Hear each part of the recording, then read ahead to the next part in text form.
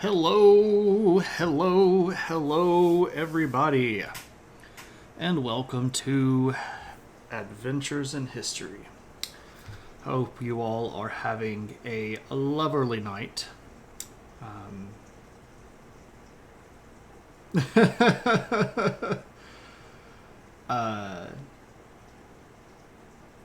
Hey, look at everybody here already. Hey, Figment, welcome. Hey, Kyle, glad to see you. Glad you made it back safe. Glad you got a night off. Hope everything's going well. Hello, Brittany. And hey, Kelly, welcome. We need to, I don't know, maybe chat via Discord. I know that you wanted to debrief about teaching experiences from 2020 to 2021 school year, Kelly. I feel like we would probably have a lot to commiserate about. Maybe we can catch up sometime on Discord. I don't know if you have a lot of stuff going on, but you're welcome to shoot me a message and maybe we can figure out a time to do like voice chat or something. It's been HE11. Indeed. Hey, Vanity, welcome. An art stream. What a pleasant twist. Indeed. Yeah, so I should give the spill. So this is Adventures in History. It is a show where we talk about history, but we do stuff from a fun perspective with a what I would like to think is an interesting twist where we just sort of hang out and goof off and make bad jokes and talk and have a good time with each other. So we occasionally do viewer request streams, and tonight is a very special viewer request stream. My wife's birthday was yesterday, and as part of her birthday gift for the last 2 years that I've been streaming, I have basically said, you pick a topic and I'll talk about it on stream. So this is part of my wife's birthday gift. Everybody wish my lovely wife Brittany a happy birthday. Happy birthday, baby. I hope you had a good one. We had some really good food. We went and had sushi, which is a pretty rare treat for us. We usually only get sushi maybe 3 or 4 times a year because it's expensive. So yeah. So we had some sushi, and we got to see some family, which was really nice. And we went to the local home and garden store and got a planter for an existing plant, and Brittany picked out a new addition to our houseplant family. We have started sort of calling it a houseplant family after Brittany decided that she wanted to name one of the plants. This is actually something that maybe came from... I don't know if it directly came from Cat Videos. I don't know if you all watch Cat Videos' channel here on Twitch, but she has names for all of her houseplants. Or if it was just something that was cute to do. But so she bought a peace lily back for our anniversary, and she named it Pedro. So it's Pedro the Peace Lily. And I can't remember the full name of the plant from yesterday, but it's like Sansaliliatia or Sansalilion or something like that. Yeah, so Vanity's, it actually has expanded its name. In the process of figuring out exactly how much water it needed, there were a couple of instances where there was a little bit too much water put into the planter, and it started overflowing. So Pedro's full name is technically Pedro the Piddling Potted Peace Lily, because it sort of piddles out of the out of the planter. We've got that figured out, by the way. Yes. So I can't remember what the new plant's actual name is, the technical name of the plant, but the slang name is, I think, it's just snake plant. But the name has some sort of long, sort of Latin-y sounding title to it. But anyway, the new plant's name is Sansa, which is part of the actual name of the plant somewhere in there. Yeah, so that was fun. I don't know. It's nice to have somebody that you can be with, that you can be just goofy around, that you can find the joy in the small moments of life. That's super important. So anyway, so Brittany chose this topic. I think it is a great one. We both really like Japanese culture quite a bit. I know that sort of labels me a weeaboo. Or weeb, if you want to use the slang term for even the slang term. But yeah, it is something that I'm really interested in. I've been really interested in Japanese culture for a really, really long time. Back when I first started really getting involved in history, it was one of the areas that I sort of gravitated towards. So I've been studying Japanese history for a really long time. I've written some stuff that's set in Japanese feudal eras, and I was really excited when she chose this because I think it's a lot of really interesting ideology and stuff to look at. So, I'll take otaku. I'll honestly take whatever anybody wants to throw my way. I'll take all the labels, and I don't really care about being stereotyped or anything like that. I appreciate the more, I guess, socially acceptable term of otaku. Shane has a very legitimate veneer over his weebery. I just love that you just made up the word weebery. I totally appreciate that.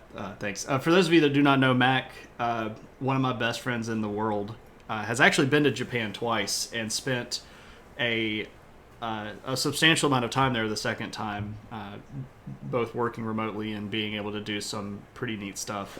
And one day, when COVID calms down and funds are collected and time presents itself, we will be going back to Japan together. So that's going to be a fun trip. Hopefully I will not run him as ragged as I did when we went to Greece together. So, well, Kyle, the invitation is open. If you want to come with us and you can make it work, you are absolutely welcome to come with us. And I don't extend that to just everybody because I know Kyle, and Kyle is a really, really good friend, and I know that he's well traveled. So we'll talk about that. All right. So, with no more beating about the bush, let us go on into the topic. So, we are going to be talking. Bring you back some art supplies. Secretly plans to stow away for the adventure to Japan. We'll have to talk about all of this stuff. I doubt that we would be in a position to head that way while you're still in Korea. I believe that you're coming back later on this year, right, Figment? So I don't think it'll be close enough time to where we would overlap. But anyway, we can talk about all this stuff later on.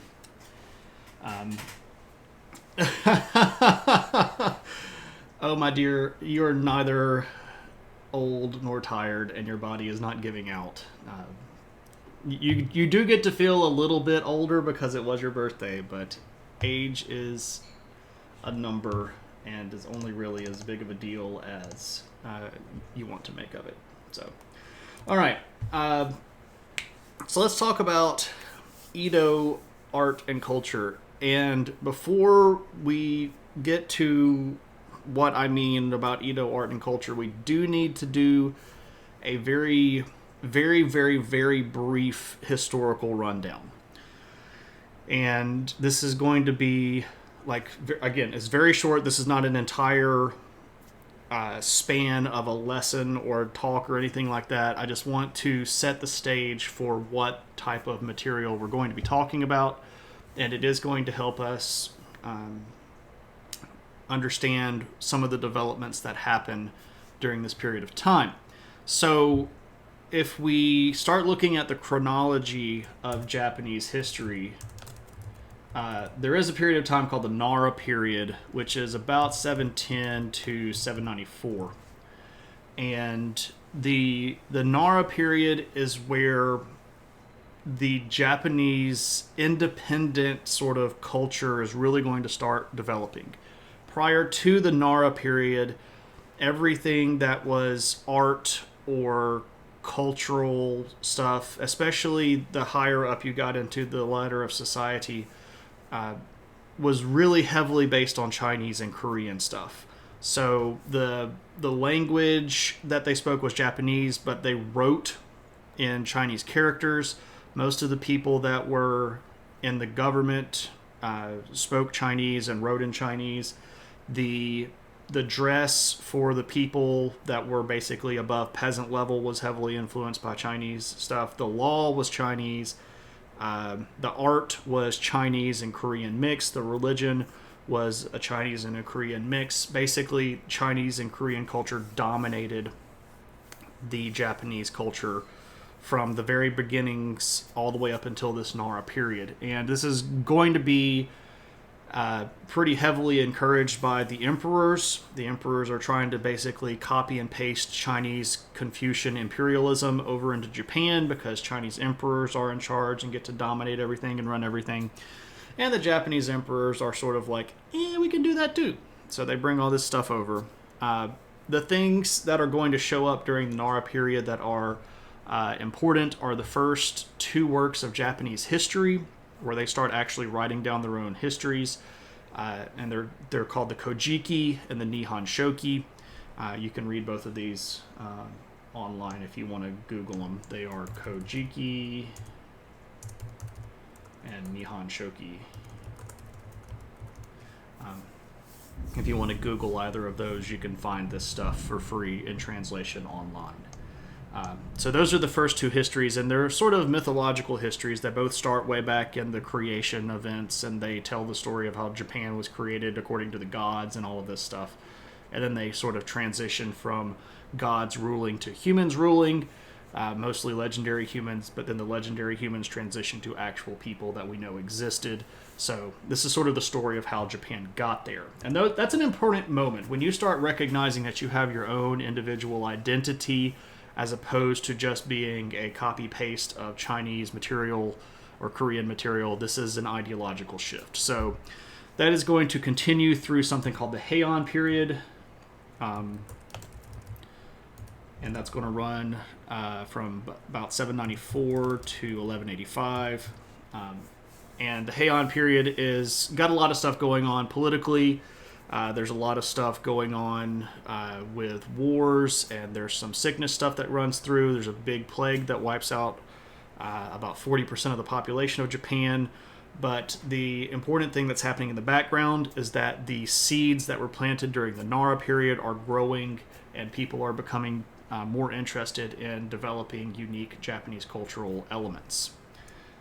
So again, this is a very, very abbreviated historical background. I'm not trying to teach you the entire history of Japan here. The next is the Kamakura period, which is 1185 to 1333. This is going to be really important for the political shift inside of Japan.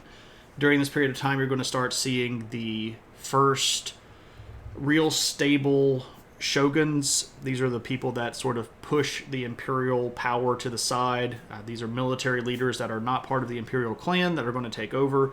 You're going to see the rise of samurai as a warrior class. You're going to see the creation of Bushido as a code of honor.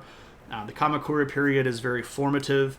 It's very important to what comes around later, because the laws that the shoguns are going to make are going to have influences, especially from things like Confucianism, but they're going to start gearing themselves mentally towards being not isolated, but independent from the imperial system. The imperial system was a copy and paste job of China, so when the shoguns take over, they want to create things that are new and sort of built around them as the heads of the government and the distributors of land. So the Kamakura period is going to see a lot of new laws change, a lot of things that used to be okay that are not okay anymore. There's some cultural shifts. During this time, did they fear China or revere China, or was it more of an organic spillover of influence? So, in the earliest parts of Japanese history, the Japanese very much openly looked up to China. They saw them as sort of a big brother. The populations within Japan did not develop as rapidly because they were always much lower. The island chain of Japan did not have nearly as high of a population as the mainland of China, even though they're basically, right next to each other. So here's China over here, and here's Korea. The Japanese archipelago never had a really, really high population. And part of that is because it's not necessarily the best setup to be super populated. It doesn't have an overabundance of really good farmland. It doesn't have an overabundance of natural resources. So the populations were always really low, which means that, well, basically China got about a 2,000 year head start culturally on Japan. So when Japanese culture first started forming, right beside us, you have the Chinese, who are already so advanced. They already have advanced metalworking techniques. They already have crop rotation. They already have stable governments with currencies. So man, they're like they're amazing. We want to be like them. But over time, the desire to be just like China is going to start fading away. And by the time we get to the Kamakura period, that is especially going to be sort of an attempt to begin jettisoning part of that Chinese historical baggage and bringing in things that are more uniquely identified as Japanese. That is going to give way to a really, unfortunately, brutal period called the Muromachi, which runs from 1333 to 1568. This whole period of time is basically marked by a series of ongoing political and military fights. The emperors are going to attempt to reclaim control from the shoguns, and the shoguns are going to be very unwilling to give up control, so the big families of Japan are going to split, and you're going to either pick the emperor or you're going to pick the shogun, and sometimes you're going to try to stand in the middle and pick which one fits you best, which one suits your particular needs, which one is going to allow you to get back at the people that you don't like. But what this is really about a 250-year period where Japan just rips itself apart. The population drops just remarkably fast. The amount of good farmland is lowered substantially because of over-farming. A lot of it is... a lot of the cities are just almost completely depopulated. Side question, could it be that art wanting to be like China could come from China's extremely rigid ideals for what art was allowed? Yes, absolutely. So Kelly brings up an important point here. Inside China, the sort of the entire internal functioning of the Chinese world was very regimented. And because of their adoption of especially Confucian ideals, there was a lot of stuff that was considered the right way to do things. So if you know anything about Confucian philosophy or religion, the concept of knowing the right thing and doing the right thing is a really big deal. And there's a right way to do things, and you have to know what the right way to do things is. And what that promotes is a system of really rigid schools of thought. Now, clearly not everybody inside of China was super Confucian. There was also Taoism and Buddhism, which was growing during that period. So there's a lot of, not just this super regimented stuff, but if you're going to copy, especially the imperial houses of China, you're going to be copying these pretty strict Confucian ideals, because the Confucian principles were mostly being espoused by the imperial line, because Confucianism encourages you to obey your superiors. who's more superior than the emperor of China, right? That's a good question, though. Techman, I don't know if I said hello to you, but hey, Techman, welcome, my friend. Japan's emperor's view over time. Yeah, Disney China was great. We got a lot of souvenirs, but it starts to clutter. Time to yard sale. Pretty much. You can't remember the time frame, but a Chinese friend of yours told you that styles of art were created as a prayer because they weren't allowed to make them as art.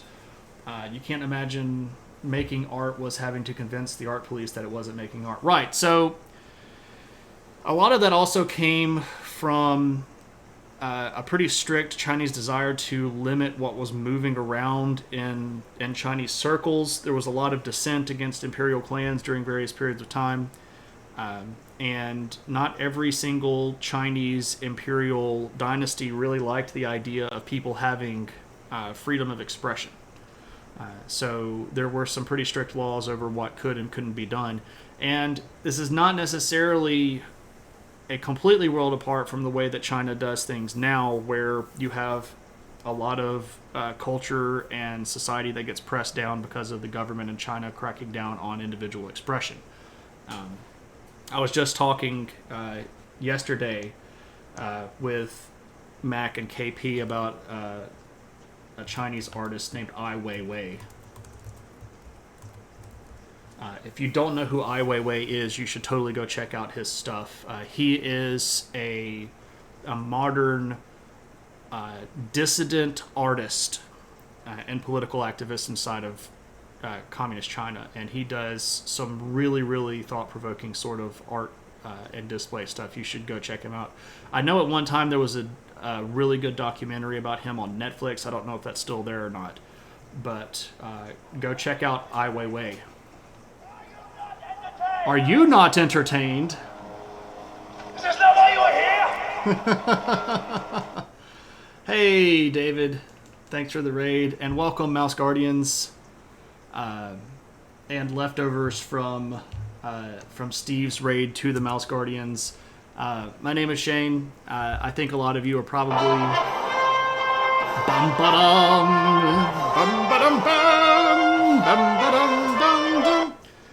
so the guard prevail right off the bat. Hope everybody's doing well. Thanks, Angel, for that follow. Welcome into the adventure. Yes, happy birthday. For those of you that don't know, my name is Shane. I am a history teacher at a college here where I live in Mississippi.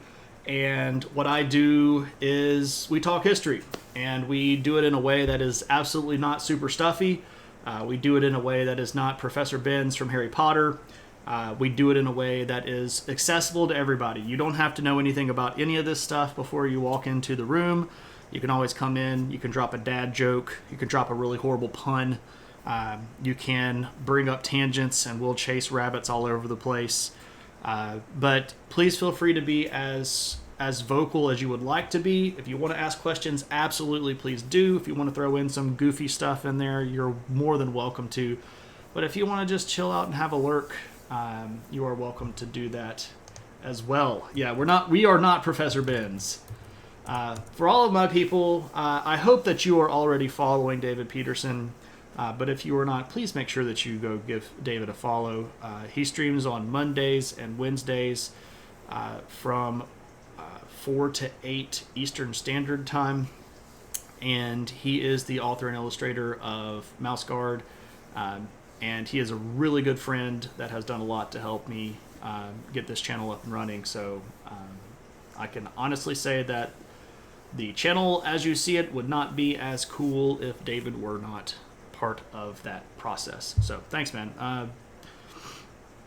Much appreciated. So tonight we are doing a special sort of birthday stream for my wife. She gets to pick a topic and then we talk about it. And we have chosen, or rather she has chosen, the culture and art of the Edo period, which is basically the early 1600s through the middle 1800s in Japan. So we are currently running through a very, very brief historical outline before we get to the actual sort of meat of the discussion. So as always, or again, if you're for the first time in, please do so. Feel free to ask questions or make comments or just whatever you want to do. Let me roll back up and make sure that I have everything from prior to the raid. Hey, Joey, welcome. Good to see you. You mentioned this before. When you grew up, Norwegian history class was basically Vikings, Vikings, Vikings, Vikings. Grow Harlem, Brundtland. Apparently nothing interesting happened between Vikings and Grow, the Chinese period in Japan. Is that something you had to dig for, or is today's Japan open about this? So the Japanese history that is popular inside of Japan today is actually fairly honest until it gets to about the 1800s. So their ancient history, they are fairly open book about when Japan takes over, or when the emperors take back over Japan in a period of time called the Meiji Restoration, which we'll be talking about on Tuesday next week. They start getting a little bit uncomfortable about what actually happened in their history, and a lot of that is because the Japanese Empire committed some pretty horrible atrocities during the late 1800s and early 1900s, especially against Korea and China, but also to an extent against Mongolian, Manchurian people, Pacific Island people in Southeastern Asia.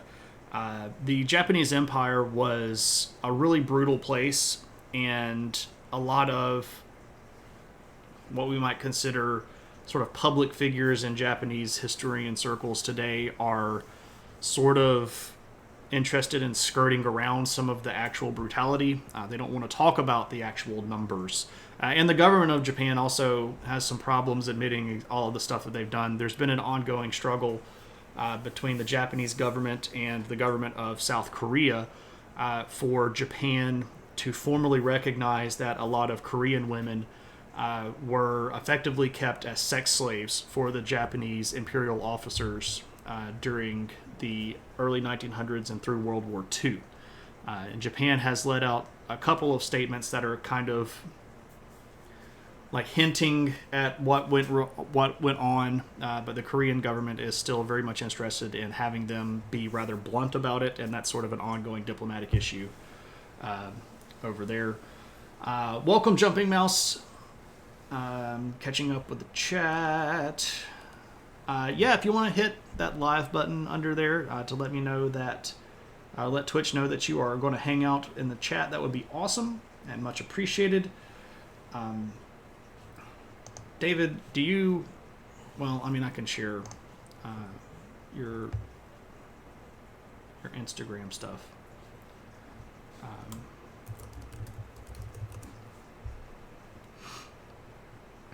Well, I mean, I guess I can share all of the links that have all of the links.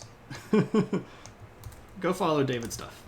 He's a cool guy. You should go follow all of his art. You can find all of it on his website there. All right, so we were talking about this period of time called the Muromachi period. There are comfort women statues in several places around Korea. They're often given flowers draped with a scarf during cold weather, and sometimes people even leave slippers on their feet. No, that Figment, that's actually a great little additive. That sort of stuff is the parts of history that I really like to talk about.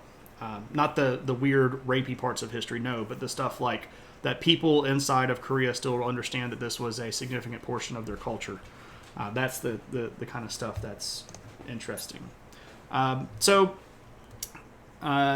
We were talking about this period of time called the Muromachi period, which is really basically about a 250-year-long civil war inside of Japan, and that is going to be eventually won by a guy named Tokugawa Ieyasu. And Tokugawa Ieyasu looks like this. So this is him. This is him from a little bit later on in life, but he is going to become the shogun, and he is going to end the big civil wars that had been going on for quite some time. He's sort of the last of three big unifying fighters, the first being Oda Nobunaga, then Toyotomi Hideyoshi, then our guy Tokugawa here. But he's going to be pretty important because his family is going to establish a dynasty that runs from about the year 1600 all the way through the middle and late 1800s. So his family is going to rule rule Japan for about 260 years, which is pretty impressive. So this is one family of shoguns, and they're passing down the title shogun from father to son, usually father to son. So this brings us to our actual Edo period. So when Tokugawa Ieyasu takes over, he is going to set up a new capital city for himself at Edo. Edo is modern-day Tokyo, by the way. So there are going to be very few people that can stand up to this guy. After about 30 years of Tokugawa family being in control, there's not even really going to be any sizable challenges against him or against them. The last of the big challenges to the Tokugawa shogunate is in 1632 with a group of Christians that rebel against some policies. It's called the Shimabara Rebellion, but I'm getting a little bit into the weeds here. I really enjoy this particular period of time in Japanese history. I know quite a bit about this. But one of the things that the Tokugawa shogunate is really sort of going to try to do is, I don't know, kind of put Japan on a lockdown. Now, this is not like the modern COVID lockdown. You can still move around inside of Japan. But they want to sort of shut off Japan, and they being the shoguns of the Tokugawa are going to come up with these policies that turn Japan into a set of closed islands. They don't want influence from the outside anymore, and that particular thought from the shoguns is going to be really, really important because this is going to start limiting influence from all areas of outside. This includes European influence. The Europeans had shown up in Japan back during the 1500s. This is going to limit Chinese influence. This is going to limit basically any trade and in and out from Japan. If you get caught leaving Japan, you are not allowed to come back. Any sort of trade that happens has to be done with the direct approval of the shogun. And this is not really going to be, let's go over to China to learn how to do art anymore. There's not really going to be any of that. If anyone is interested in the comfort women issue from the perspective of a survivor, the YouTube channel Asian Boss interviewed one of the last surviving Korean comfort women before she passed in 2019. You can look up Life as a Comfort Woman Story, The Life of Kim Bok-dong. Okay, thanks, Figment. And if you want to, you can also throw that in the Discord. If anybody wants to go check out and join the Discord, you can do that as well. We keep a pretty steady stream of history-based memes. I share stuff that's like history that I read in the news. We've got a nice little community over there. But the problem with putting something in a chat here is that it will go away. If we throw it on the Discord, then everybody can keep up with it. I know that I will forget the name of that by the end of the discussion tonight. So, all right. So the Tokugawa shogunate is going to start closing off Japan, and especially by the time we get to this dude. This dude's name is Tokugawa Iemitsu. Japan is going to almost completely shut Japan off. There is an effort to wipe out Christianity. There is an effort to push out all foreign, basically people that were living inside of Japan, so any sort of Chinese people or European people that had moved into Japan. They are put under a lot of scrutiny, and it would be preferable if they would actually leave, according to Tokugawa Iemitsu. He's also going to start really formalizing a lot of the social changes that are going to happen inside of Japan, especially dealing with the social order of things. If it's the Muromachi period, did they have nightly dinner tradition to have a fashionable band play boisterously at the table? You know, the ones with...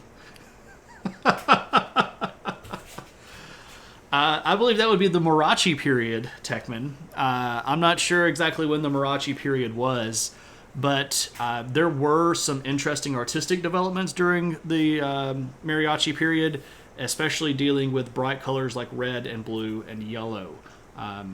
The development of particular artistical styles of music as well are going to develop during the Mariachi period, especially repeating individual syllables like I.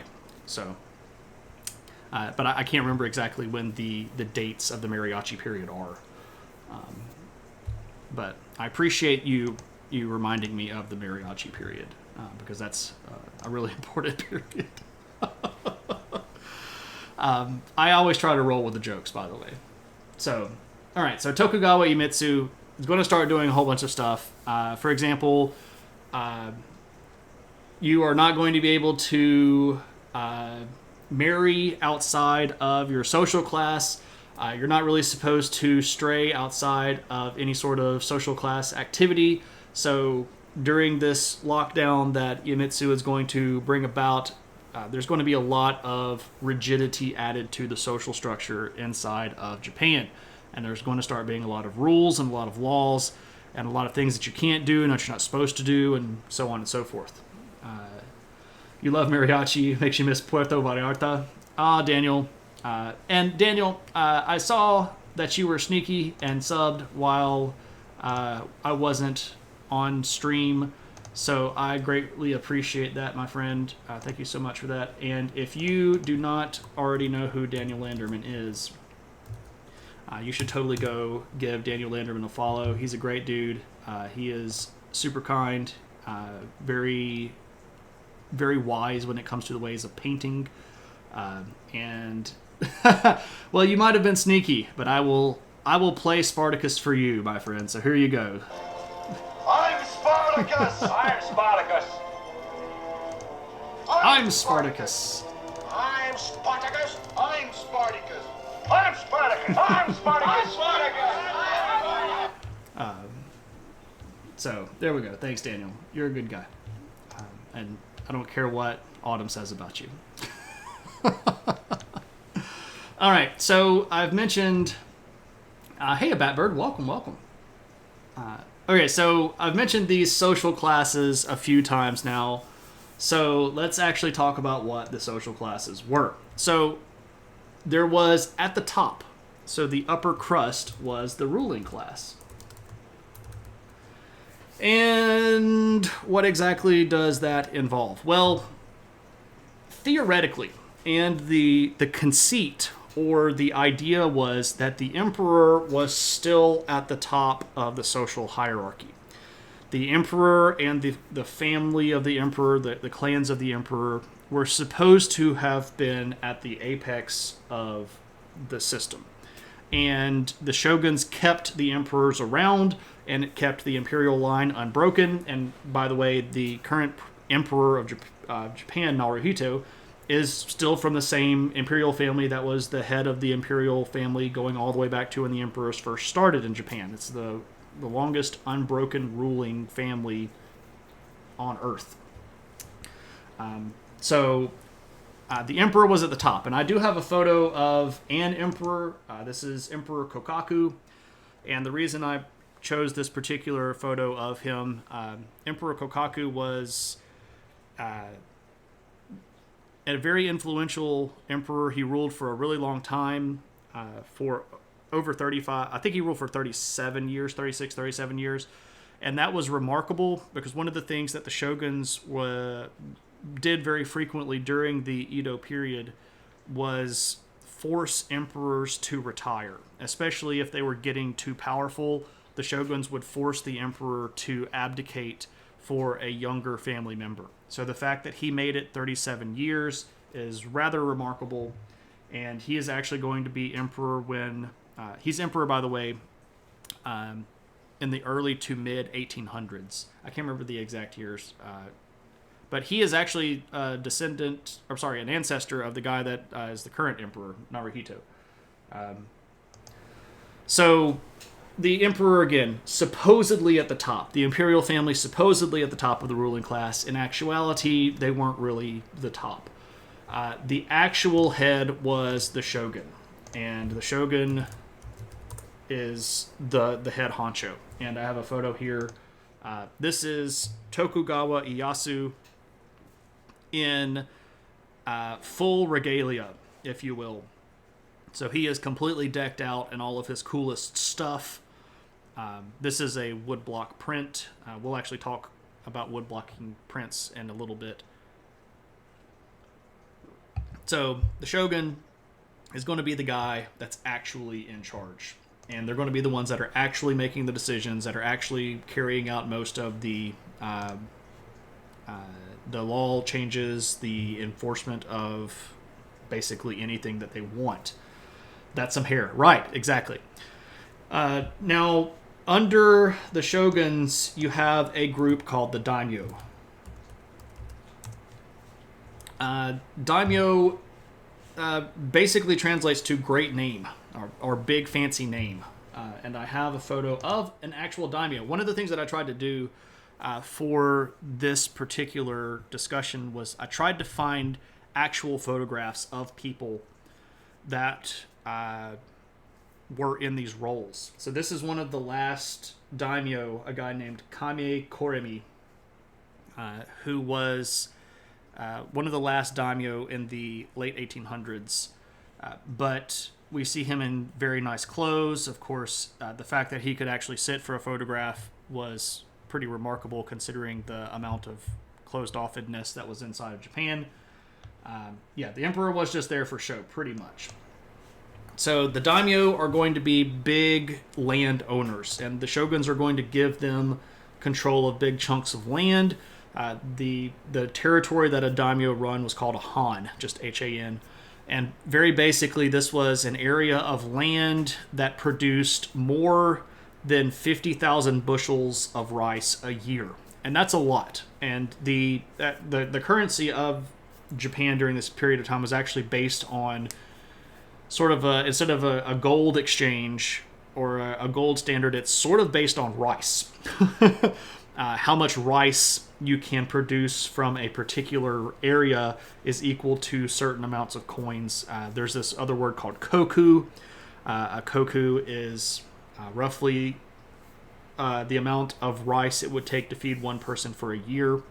So your farms had to be able to produce at least 10,000 koku, which is about 50,000 bushels. A puppet king, how unexpected, right? So under the Tokugawa rule, the daimyo are going to be sort of shepherded out into two big chunks, and there's going to be a group of loyal daimyo that are going to be called fudai, and there's a group of daimyo that are going to be called tozama, which means outsider. So the friends and the outsiders, basically. And if you were friendly with the Tokugawa, you were in the good stuff, and they put you close to the capital. They put you in the good territory. And if you were an outsider, you got pushed way out into the middle of nowhere. You got pushed way out into the outskirts. You got put on the bad land. Your farm had to be able to feed 10,000 people every year. That's the idea, Foggage. One of the things that actually ended up happening, especially during this time, was you effectively had to turn over all of the food to your daimyo, who then turned it all over to the shogun, and then you had to eat based on whatever they gave you back. A lot of that was stockpiled. A lot of that was put in big store for the military, and of course a lot of that was transferred into hard wealth that was then used for more elaborate stuff. And we'll talk about the growth of wealth here in just a second. It was pretty communist. It was pretty centralized. It was definitely a command state. There was not a lot of social mobility. There was effectively not supposed to be any social mobility. Everyone but the farmer with the food. This is mine now. Yeah. I am the eater now. So under the daimyo, you're going to have what we would consider your lower nobility or your samurai. And you probably are familiar with what samurai are. Here is a photo of one of the last samurai. This guy's in official, accurate samurai garb. Again, this is a photograph from the... this is particular one's from 1860.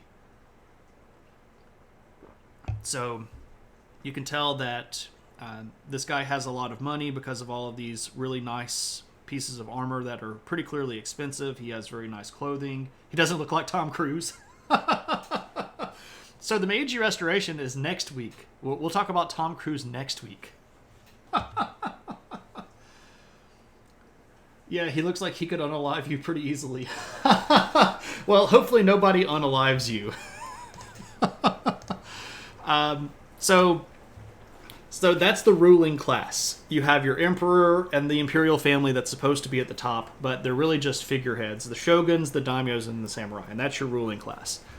Now, you might be surprised to consider or to know that the next class was actually the farmers. And that seems kind of weird, because usually in feudal structures, the people at the bottom of the social class were farmers. But they're actually in the second slot, socially arranged. And there's a reason behind this.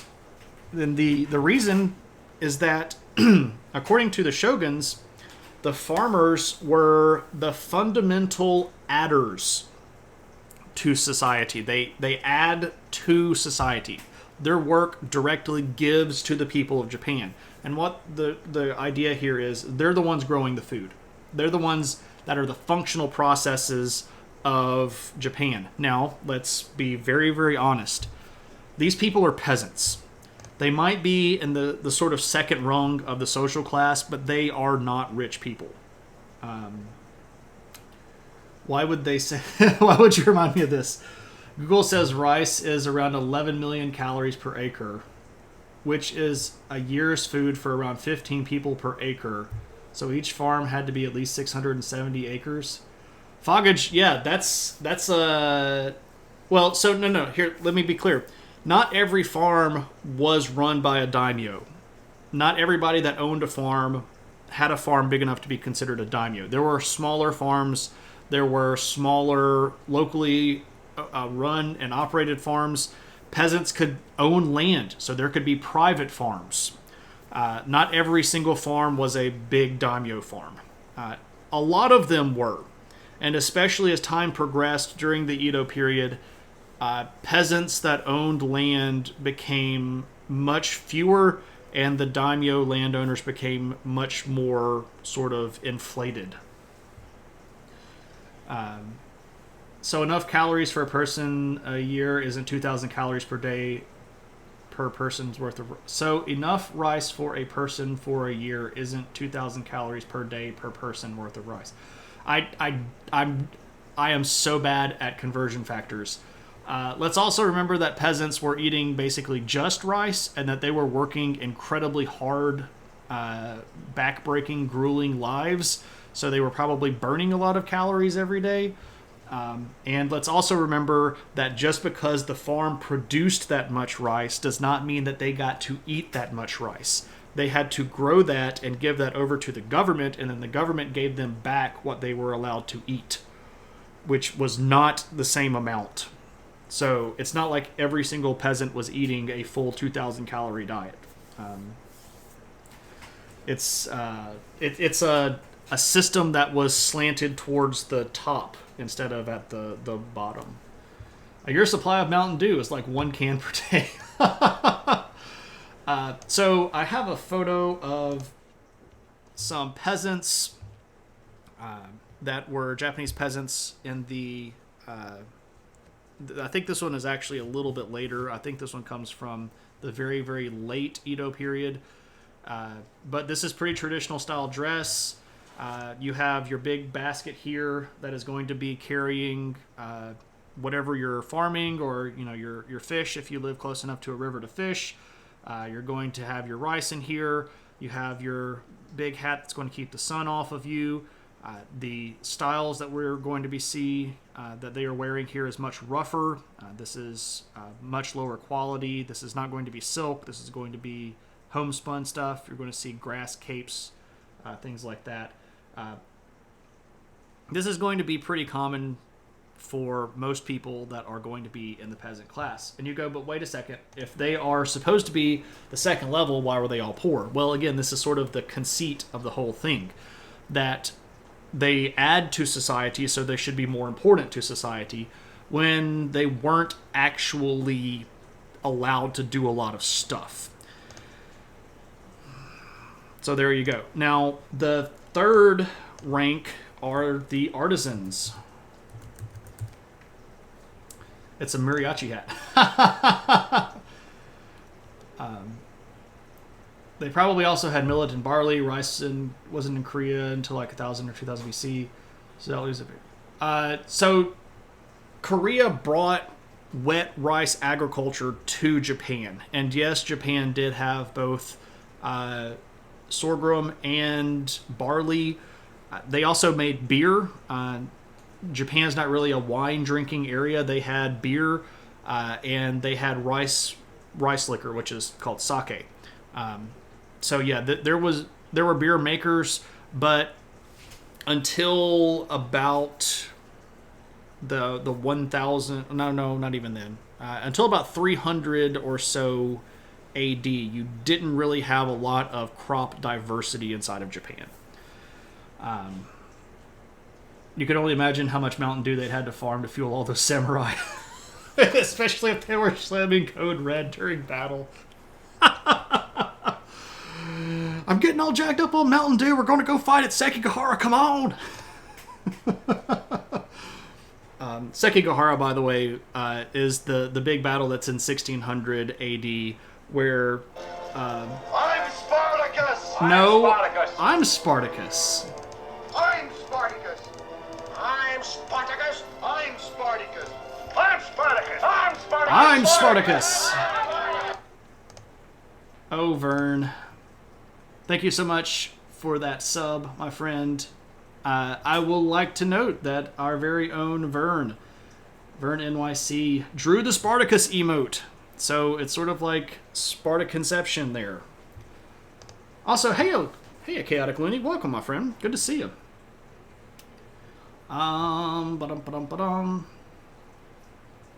Sake? I want some sake. Sake. Yeah, the E and the I are different. And you're welcome. All right, so artisans. They are in the next level. So if we're at the top again, imperial ruling class, and then the farmers are supposed to be in the second class, but let's reality, they're the bottom. And then you have the artisans. And if you look at why the artisans are next, it's that they also add things to society. And this is actually a pretty important concept here. There was a very distinct recognition inside of Edo culture that artisans added to culture. There was an understanding that art and theater and textile work and pottery and printmaking, that this added to society, that this was a fundamental part of society. So it was recognized as an adder to society. They added things that made life in Japan better. I do have an image of several artisans working. Here we can see several different very popular arts. We have paper making here. You can see this lady is sort of wiping out the paper, and this woman is hanging it so that it will dry. You have pigments back here that is probably going to be used to make either ink or paint. You have a artisan here carving a woodblock print using a hammer and a chisel. And this actually goes a little bit off. Let me see if I can just zoom in and move over here. Here you have in the far side an artisan painting. So lots of different types of art all being reflected here. You have a big calligraphy brush, all sorts of really cool things. This particular piece of art, by the way, is a series of prints. So there's three. One, two, three. Hey, Red Jar of Jam. Welcome, welcome. Good to see you. Have I missed anybody? I don't know how to do this. Everybody go follow Red Jar of Jam. He's a great streamer. Does all sorts of stuff, really cool stuff. Art that is... It will awaken the nostalgic inner child in you, and then you'll appreciate it even more. Got the Ube variant because Twitch and purple. Oh, well, there we go.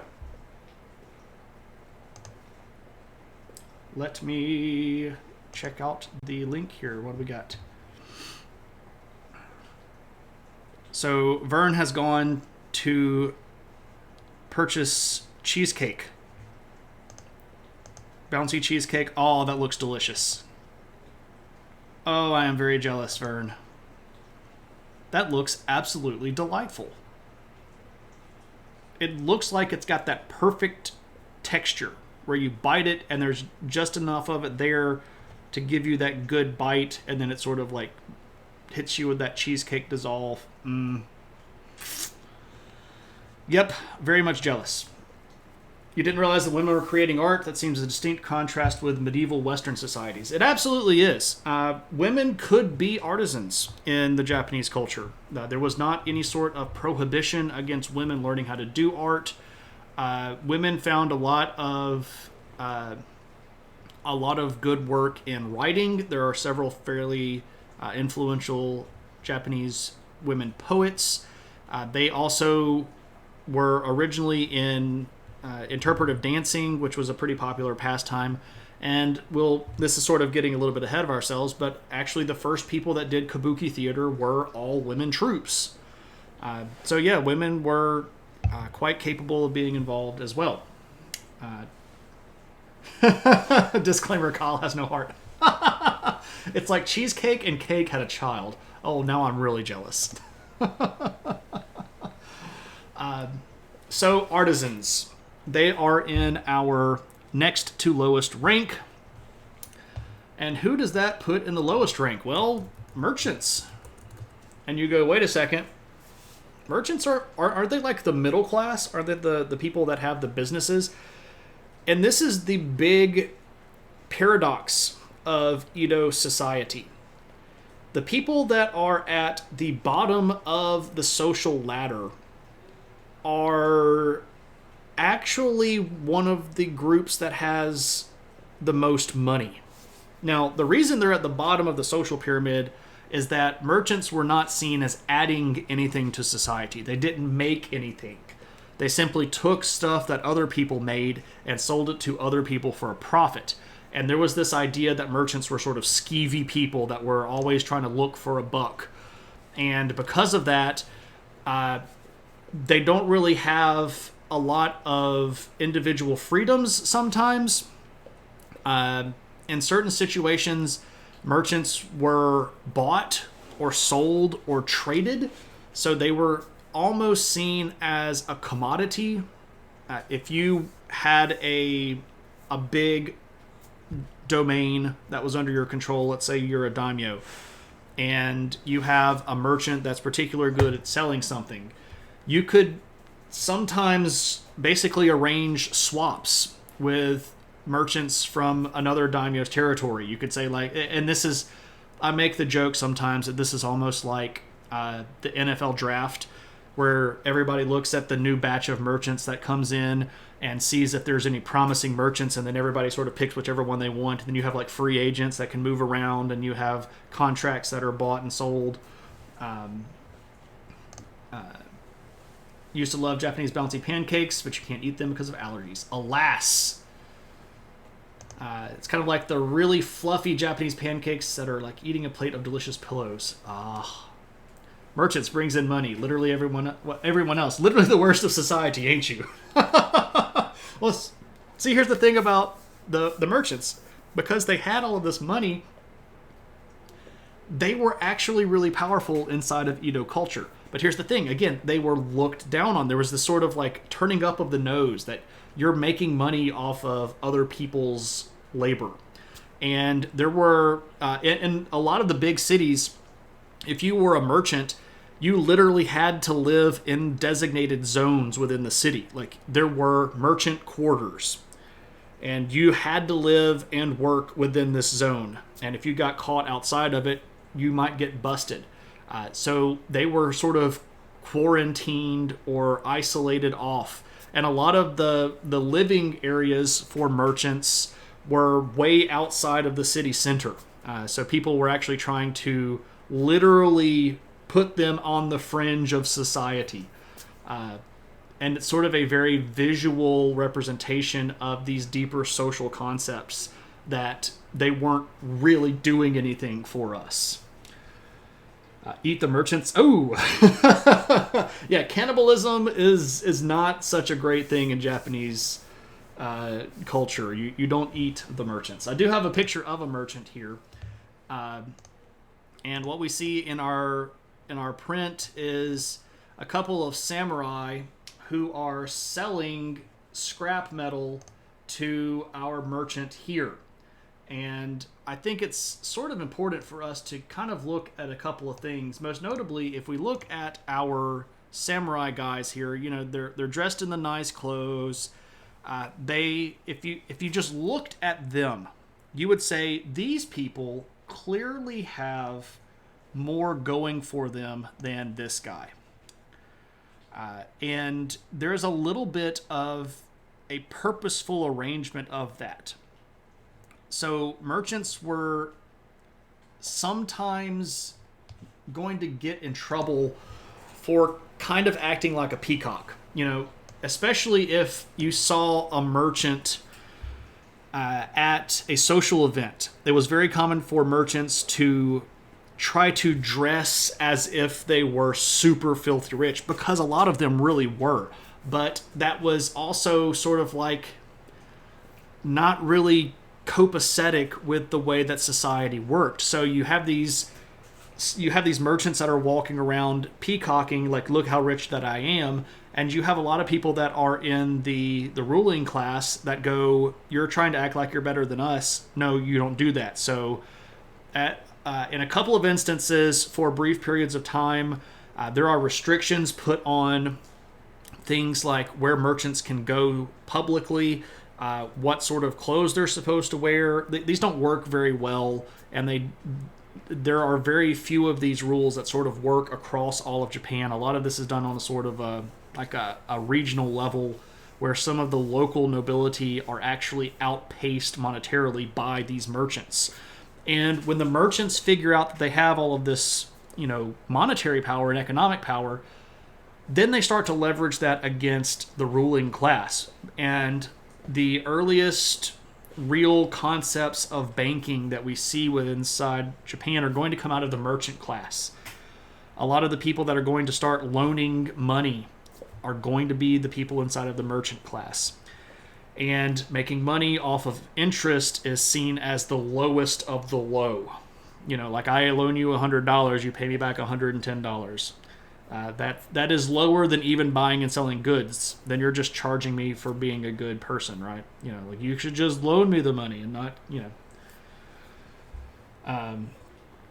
So the nouveau riche, yes, they were very much the nouveau riche of their day. They were the Gatsbys. They were the ones that were having these big, rowdy, raucous parties. And we'll actually talk about this again a little bit later when we get to Kabuki and Bunraku. They were causing a lot of social disturbance because they had money and they were showing it off, and people were real hacked off at that idea. You're a merchant. Okay, that's fine. Your house is that way. Got to keep them out of the city limits or you might catch capitalism. You know, I heard that's going around. Next thing you know, they're going to be talking about fractional reserve currency. Got to keep them separated. Was merchanting heritable? Yes, this was effectively a caste system. You were almost, well, let me say this. carefully. There were some individuals that figured out how to be socially mobile, but it was very, very rare, and you had to have exceptional skill. And usually what happens when you see someone being socially mobile, it's going to be from people that are in the farming class that actually move down in the social ladder to join the artisan class or the merchant class. And I know that seems like they're technically moving down socially, but they're moving up monetarily and economically. It sounds like the merchant event is anti-Semitism. There's anti-merchantism. Sounds like a quick way to get unalived by the angry. Useful to society people. Yes, yield curves. Curses. Down from farmer to artisan. Yeah, because, again, farmers had a limited social economic outlook. Most people that were born in a certain class stayed in that class. But that also sort of locked in what you were going to be able to do economically. And farming was the lowest earning economic block. So people could actually move down in a social class to move up in an economic class. And if that sounds like it caused trouble inside of Japanese society, it did. But one of the things that the Tokugawa shoguns were really, really trying to do was lock people in, because they sort of functionally understood that if you let people move to a sort of natural wherever they want to go, you're going to have people that rise in power really big, and you're going to have people that are going to be potential challengers. You're going to have the growth of sections that are outside of your control. So this concept of closing off the islands was ideologically to keep the Tokugawa in the position that they were, which was firmly in charge. You heard actors were looked down on because they basically lie for a living.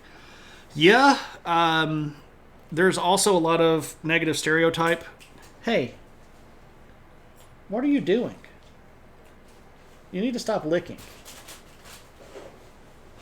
I'm sorry, the puppy is here beside me on her pillow, but she has just constantly been licking her legs. And she's, again, yes, the puppy. Do you want to see the puppy? Okay.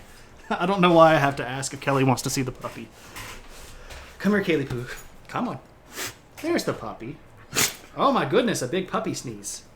Hello. Hello. You need to stop licking. Yes. You need to stop licking because you're licking all of your fur off. You little allergy-ridden pupple. You need to go get we'll give you an allergy pill later on tonight. Oh my goodness. So there's the puppy. And now I'm all off of my... It's okay.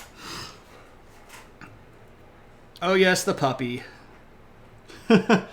Well, it's not that that she'll lick to groom herself and all that stuff, but she'll get itchy spots that are just that they turn into hot spots because she'll literally lick all of her own fur off. And then, she's left with something that's going to turn into a sore, and we have to try to keep that clean without getting infected. So, yeah. We try to keep her from licking all of her fur off because it's bad. All right, so that is... Give me just a second so I can fix this. I've got problems now with my chair and the thing that my chair sits on. There we go. That's better. Okay. Sorry about that. Anyway, so that was society. So that's the outline of society. But what about the good stuff? What about the culture? So let's talk a little bit about painting. Painting. So there are a few different styles of painting and art that develop specifically during the Edo period that are going to be pretty influential and pretty important. And I'm not going to cover every single art school that existed within Edo period. I'm really going to pick the ones that I think, and this is sort of a subjective based on my knowledge of Japanese art history, the ones that I think are like the really big ones. So this is not a comprehensive list, but it is a great place to start if you are interested. So we're going to start with a particular school called the Kano School. And the Kano school is going to start in the early 1600s, and it's going to become pretty popular by the middle and late 1600s, and it's going to lose a little bit of steam by the early 1700s. And the Kano school is going to be one of the first schools that tries to develop an individual Japanese style. There's still a lot of Chinese influence, though, especially with the way that things were painted and what got painted. So one of the things that was pretty popular inside of Chinese art is not really painting things in the way that they are actually shaped. So this is a bit more impressionistic and not very realistic. So if you go to paint, you don't paint like reality, or, this gets us to the title, paint nothing like the real thing. And this is also, I don't know, I'm sure that you all are familiar with the Marvin Gaye and Tammy Terrell song, Ain't Nothing Like the Real Thing. I will go ahead and throw the second level of the pun there. If you know the song Ain't Nothing Like the Real Thing, you'll know that it's two people that are very much in love talking about being in love with each other. So I felt like that was an appropriate song to pun because this was a birthday gift stream for my wife and I love her very much. So there you go. Multiple levels of good pundom in there. So paint nothing like the real thing. So let me show you what I'm talking about here. If we look at this particular painting, this is from the Kano school. This is actually at the end of the Kano school period, because we can see here that they are using a lot of gold. Stream title game on point today. So, yeah. Anyway, if we look at the background here, this is gold paint, and one of the things that the Kano school was known for is beginning to use gold and silver paint that was sort of reflective, and this is going to be introduced by a guy named Korin. It's just Korin. But anyway, you can see here that we've got a tiger and we've got a jaguar, but this, I mean, if we're looking at the anatomy of our tiger and our jaguar here, like, this isn't good anatomy. This is the guy's neck is too long, his head is too small. The placement of his legs is that, like, this leg right here is about twice as big as the front leg if we look at it in proportion. The curvature of the back here would basically make his spine look like a zigzag sine wave. It's not realistic. But what the Kano school was still basing a lot of their stuff on, again, was these Chinese sort of tropes of how they drew animals. And this is sort of the way that the Chinese people drew animals.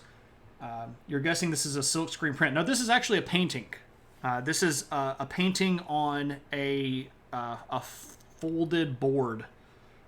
So this would have folded, and this would have folded, and this would have folded. And you can actually see here where it had been folded, and it's starting to peel off the paint, like here and here. Tiger milk, tiger milkshake, right. So the Kano school is going to add some stuff to it. A leopard. Yes, sorry. Thanks for clarifying there, Daniel. Great point. What kind of paint? So they're using traditional style paints that are natural pigments, but in the gold here, they're actually including some metallic stuff that gives it that nice shiny gold painting. Now, the guy that sort of kicks off the Kano school is the guy that did this painting. Now, this is an interesting technique that the Kano school starts using here, where to make your detail, you don't necessarily draw the entire animal. So this is a painting by a guy named Kano Tanyu, and this is very basically just black paint.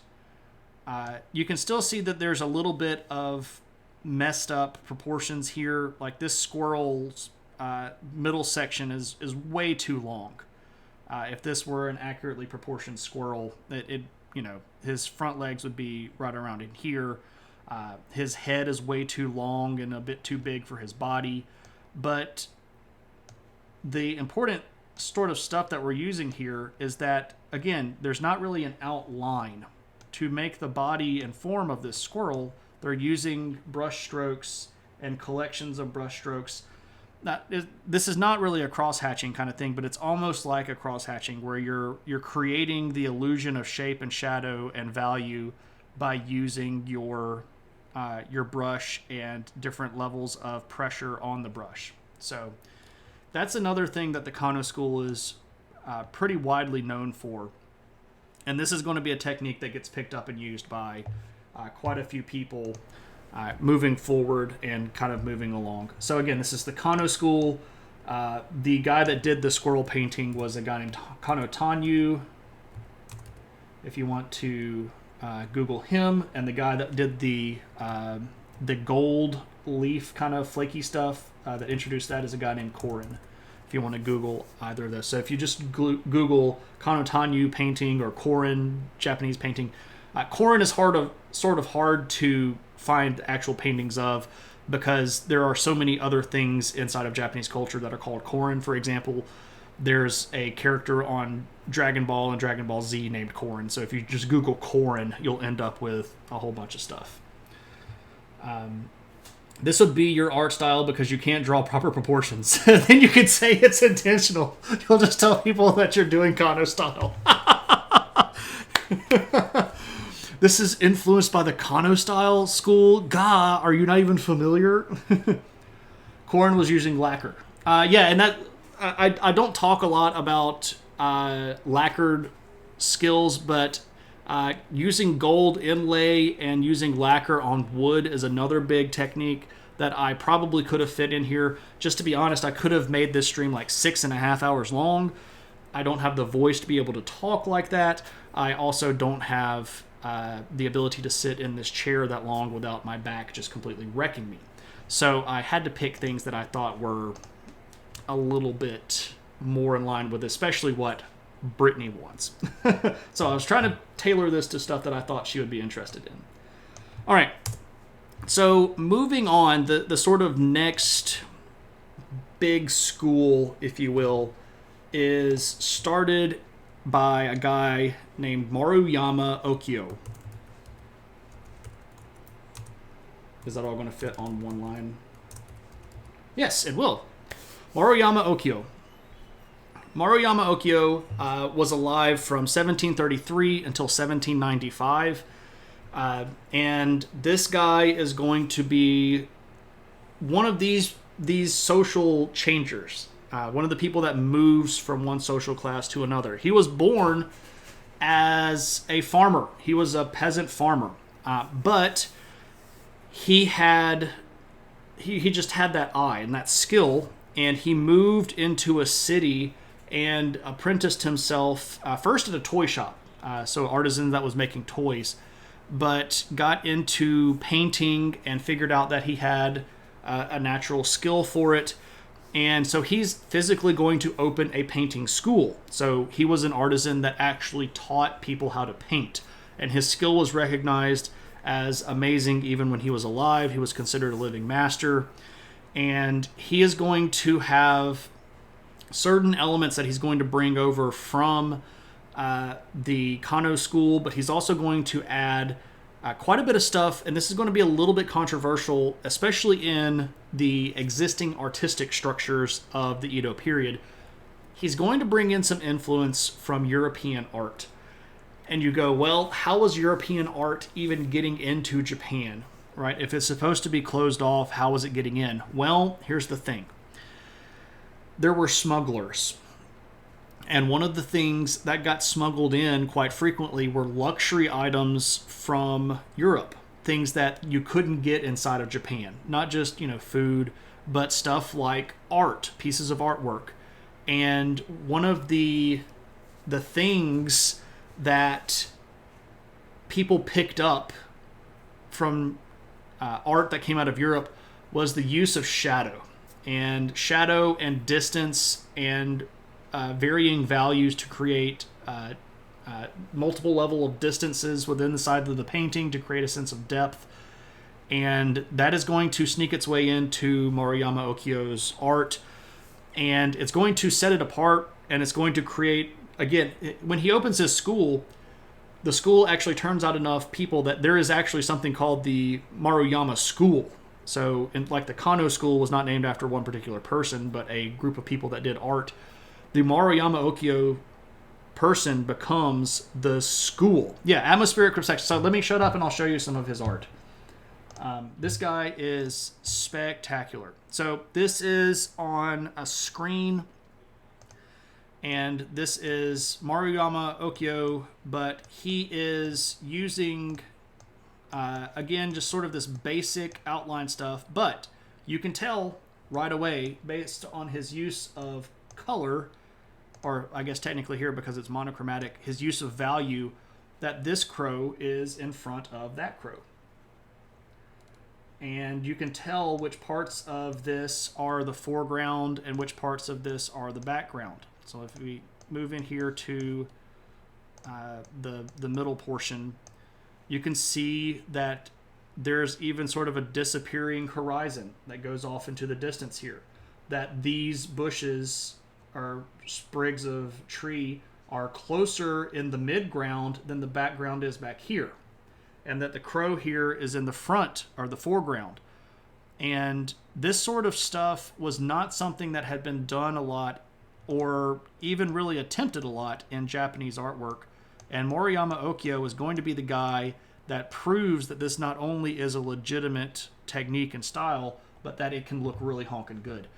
And one of the things that I really appreciate about this particular style of art is that it doesn't come at you with a lot. And one of the things that Maruyama Okio was sort of interested in was that he could sacrifice a little bit of the realism for something that was going to create a bit of an emotion, right? To bring a little bit of punch to the issue. You can note right away that one of the differences between him, his work, and the Kano school is that this is a lot more accurate to proportion. So, right, like these crows, as they are crows, look a lot more like what crows would look like. But let me show you this next piece. The one that I'm about to show you here is one of his most famous pieces.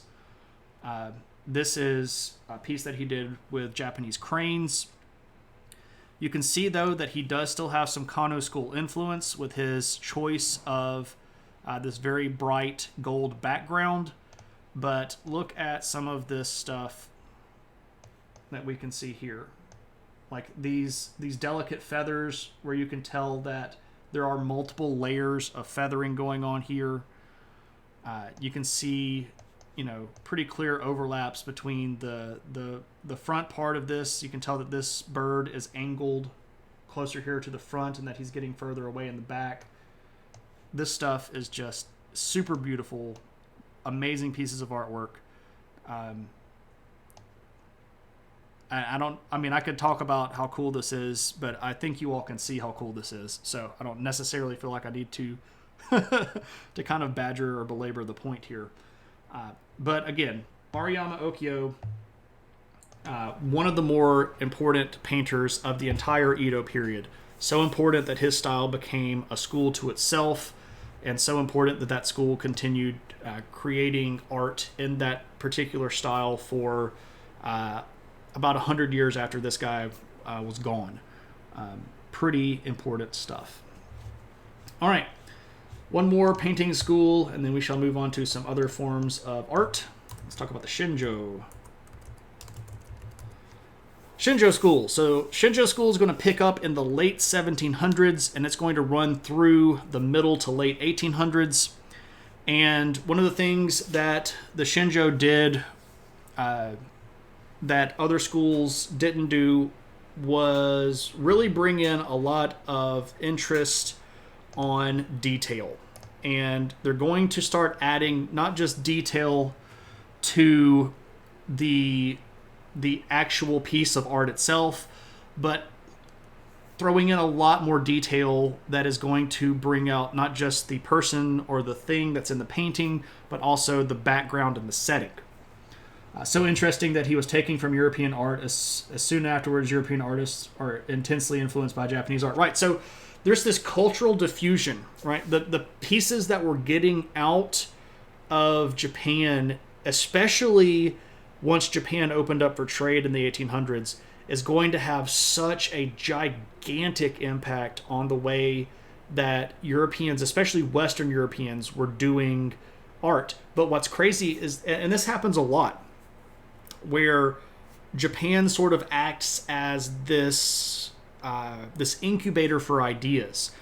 Let me give you another example. So firearms and guns were brought into Japan by the Portuguese in the 1500s. But then Japan closed off for centuries. But Japanese gunsmiths were continuing to make guns. So when the Europeans showed back up in the 1800s, they found techniques that Japanese gunsmiths were using to create guns that people in Europe started copying over in Europe. And it was the same sort of thing where the Japanese people took what they could from Europe, and because they were so isolated, they sort of hyper-focused on it and then changed it and made it their own sort of thing. And then when it got back out into the world, people were like, oh, wait, why didn't we think of that? Right? Because they're copying us, but now we have to catch up to them. And this idea that the West has to catch up to Japan once Japan decides to industrialize is a theme that continues all the way through the late 1800s. There's a reason why Japan was a closed-off nation until the 1860s, and then fewer than 100 years later, a global dominating empire. Because the Japanese people are incredibly innovative. They have culturally been pushed towards being competitive a lot, especially when Japan was closed off. They were really only competing against themselves. So when they then are going to start competing against the world, well, they have a lot to prove. I got to get you a Japanese transistor radio. All right, so let's talk about the Shinjo School. Again, we're going to start seeing a lot more detail. Again, not just in the subject of the painting, but also in the set dressing of the painting. You're still going to see a lot of European influence. You're still going to see a lot of nature scenes. But inside the Shinjo School, there is going to be one guy that really starts standing out. Mori Sosen. So the Mori were a really big family of daimyo level status. They had a pretty big domain that was down in the far southern part of the main island of Honshu. So this is the main island of Honshu right here. The Mori holdings were down here in this region. They were part of the outsiders. They were not part of the in-group with the shogun, but that doesn't mean that they didn't produce some pretty cool artists. Let me show you a couple of pictures by Mori Sosen, and we can sort of get an idea of what I'm talking about when I say they focused on detail a lot more. All right. So one of Mori Sosen's most famous sort of themes was that he did a lot of monkey paintings.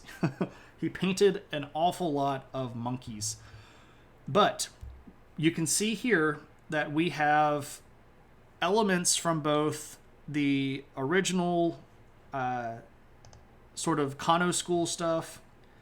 We can also see that we have some impact from the Maruyama school, but we're adding this specific thing, again, this detail. So if we were looking at a Kano piece, or we were looking at the background of a Maruyama piece, we would not see all of this individual flower detail. We would not be seeing leaves that were different colors. We would not be seeing berries that are different colors. On the faces here, look how much expression we're getting in the detail on this face. But we still have the Kano lack of an outline, but added to that, we have a lot more influence on that good old-fashioned shadow that we're getting. This is really cool stuff. We get down here on this bottom guy, we can see that this dude has... where am I? Let me zoom out a little bit. I'm too close. Yeah. We can see this guy's got some teeth issues going on here. Hey, KB, welcome. Good to see you. We're talking about Japanese art. So, Sosen If you Google this guy, he painted dozens and dozens of things that are considered Japanese masterpieces. You can check them out. Probably my favorite piece that he ever did, and I'm going to be... this is not necessarily what I think Brittany would like, but probably would be something that Brittany would like, is this piece. Oh my gosh!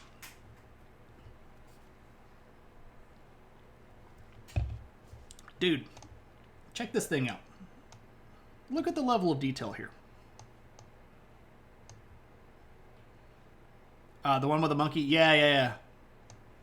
I know which one you're talking about. So check out the detail that we're going to get in this painting. The tiny little delicate lines.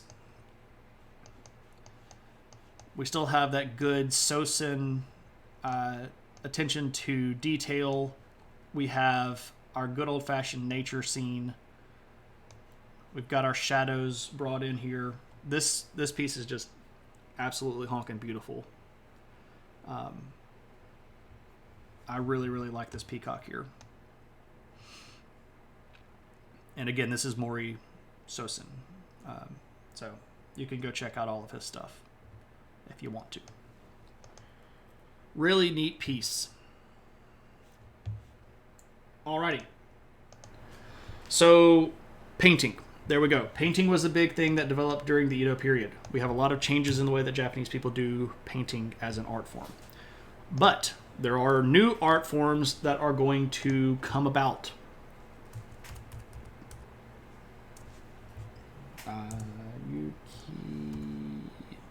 I'm so bad at spelling and trying to type at the same time. Ukiyo-e. And you're like, what is that? Well, originally, ukiyo-e starts off as a painting style. And most of the stuff that we've looked at so far has been nature scenes. Animals, scenes that have rivers and mountains and hills and stuff. So originally the ukiyo-e style... after this, you're going to go watch Samurai Champloo again, right? The samurai who smells of sunflowers is waiting for you, you can watch, if you haven't seen it already, you can watch Demon Slayer. There's a lot of what it's sort of, well, I mean, I guess that would be later on after the Meiji Restoration, but there's still a lot of peasant life in that. But yeah, Samurai Champloo is probably the best one if you're looking for good old-fashioned feudal stuff. Or you could go watch a whole bunch of Kurosawa movies too, Nothing wrong with Kurosawa movies.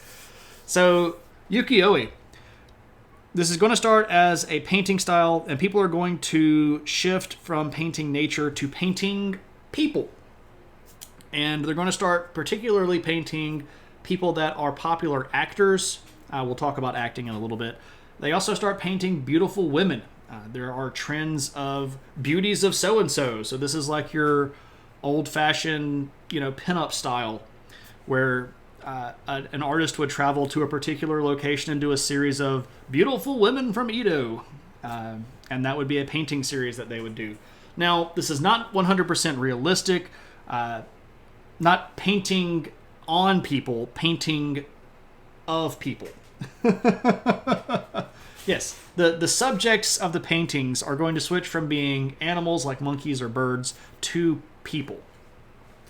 And one of the things that's going to start changing, especially during the late 1600s until about the 1740s or so, is that you're going to start seeing ukiyo-e pictures that are going to include a lot brighter colors.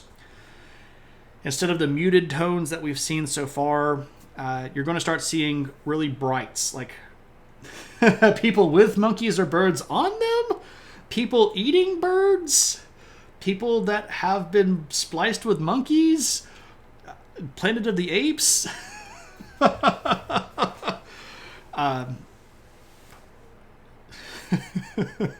All of those, probably so. So you're going to start seeing this emphasis and focus on bright colors. And ukiyo-e is going to start incorporating a neat technique where instead of painting, they begin to use block printing. And the reason they use block printing is because these pictures become really popular, especially of these actors that everybody knows and recognizes. This is your Edo period poster of Nirvana or poster of Farrah Fawcett in the red bikini, if you know what I'm talking about. These painting series are going to be really, really popular, and they're going to sell out, and people are going to go, if I had more copies of those, I could sell more of them. But it's really labor intensive for me to paint this same photo over and over and over and over again. I need to figure out a way to make more copies faster. And so they pick up the wood blocking, where they start carving the images out of the blocks and then pressing them down onto paper. Now, originally, the ukiyo-e is going to be just the outline. So they do the pressing of the outline, and then they sort of go in with a color by numbers approach. And that does save time, because you can give color by numbers to, intern Jimmy, who's not getting paid anything, and he can color the paint in, on the numbers. If you give him an example of what you've done, he can go up green, up red. Anybody can do that. But you've also then got to take care of intern Jimmy, and he gripes a lot, and he's having problems with his girlfriend all the time, and he always shows up late for work. So then they're like, we need to figure out how to do the colors faster too. And this is when the full-blown style of Japanese printmaking really starts to... Jimmy kind of sucks. I mean, Jimmy's a college-age intern who's probably some farmer's son who's trying to make it in as a printmaker who really doesn't know anything, but his dad is your cousin, and you're trying to do him a solid, and you really don't like the kid, but what are you going to do? Or even worse, he's like your wife's cousin, and if you don't, your grandmother-in-law is going to like bicker at you the whole time. So I'm going to... Ooh, wow, what's going on here? Things are colliding and worlds are falling apart. I'm just trying to get the adventure hat. So I get to put on the adventure hat. So the reason I get to put on the adventure hat is because I'm going to show you a series of photos that I took. Green, red, decent number of people can't do that. Well, if they're colorblind, yeah, you're out of luck. So what I'm going to show you here is actually a really interesting series of wood blocks. And this is from... Oh yes, I forgot. We see the adventure hat. We should throw the adventure hat icons into the chat. Adventure hat. Adventure.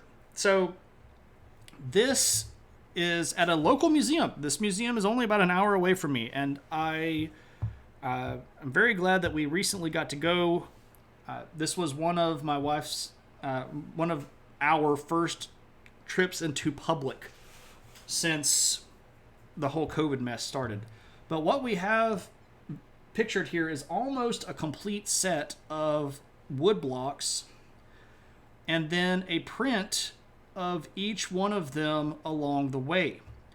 And these blocks would be numbered, and you can tell here that this one is almost completely black because this is what's laying down the outlines. But every time this changes, it's adding just a little bit more to the picture. So if we move a little bit forward, we can actually see what we're working with here. So you can see that this has been cut out. You can tell that what we're adding is a bluish color that's here on the wing, here along the water's edge, and then a little bit of color up in the top. But that is going to create this image. And we can see here that there's a little bit of blue on the wing. We're adding a little bit more blue here on the edge, and then there's a little bit up here at the top. So after we pressed this particular image, we would end up with this particular print. But that print is not finished. It needs to go through the process. So here we have the next block. And you have, you can tell here that there are some pieces. This is actually, by the way, the last block. because here is also the signature. And you can tell that this was red because the ink is red. So you end up with this. And you get your little red highlights here on the wings, and you get your red signature. So if we go back here, you can tell there's a little bit, but it's not there, and we're missing the signature. So we ink up our next block, we line everything up the right way, and boom, here we go. We have our fully finished print. I need to go in and touch these up and straighten them out. I apologize for them being crooked, but pretty cool stuff here. So this process takes a while to invent, it takes a while to master, but before long, this printmaking style is going to become incredibly popular. And again, the things that a lot of people are looking for are actors and really pretty women. Now, there are also nature scenes, there are also panoramic landscapes. Landscapes are really, really a big deal. I've got about probably close to 100 pictures of collections of these prints that are in this particular museum.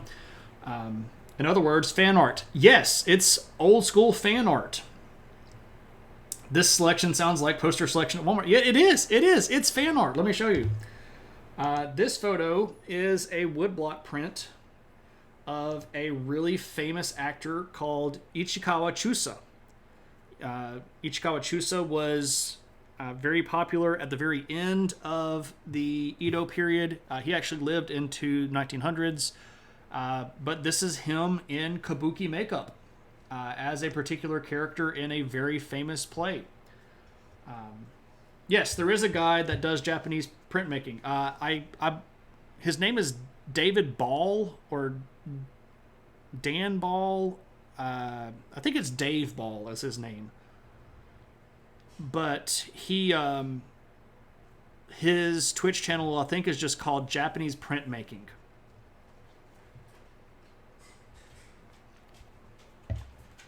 Yes, thank you, Kelly. Dave Bull. It's Bull, not Ball. Bull. Yes, and he is, his channel is really, really cool. If you are interested in this stuff, you should go check him out. He's really cool art stuff, and you can get to see this whole process. And he also does a lot of show and tell because he also collects prints, and you can see stuff that's pretty old on his channel pop up all the time. All right, so here is again our famous actor, and here is a pretty lady. So this is part of a series of beautiful women, and you know, there you go. So you have your pretty ladies, and you have your hunky guys that are all dressed up for their movies, but this is an entire art style. Ukiyo-e Heroes.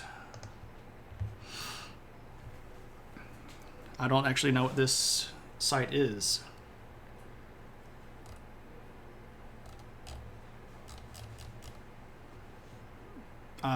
Oh yeah, there's Dave.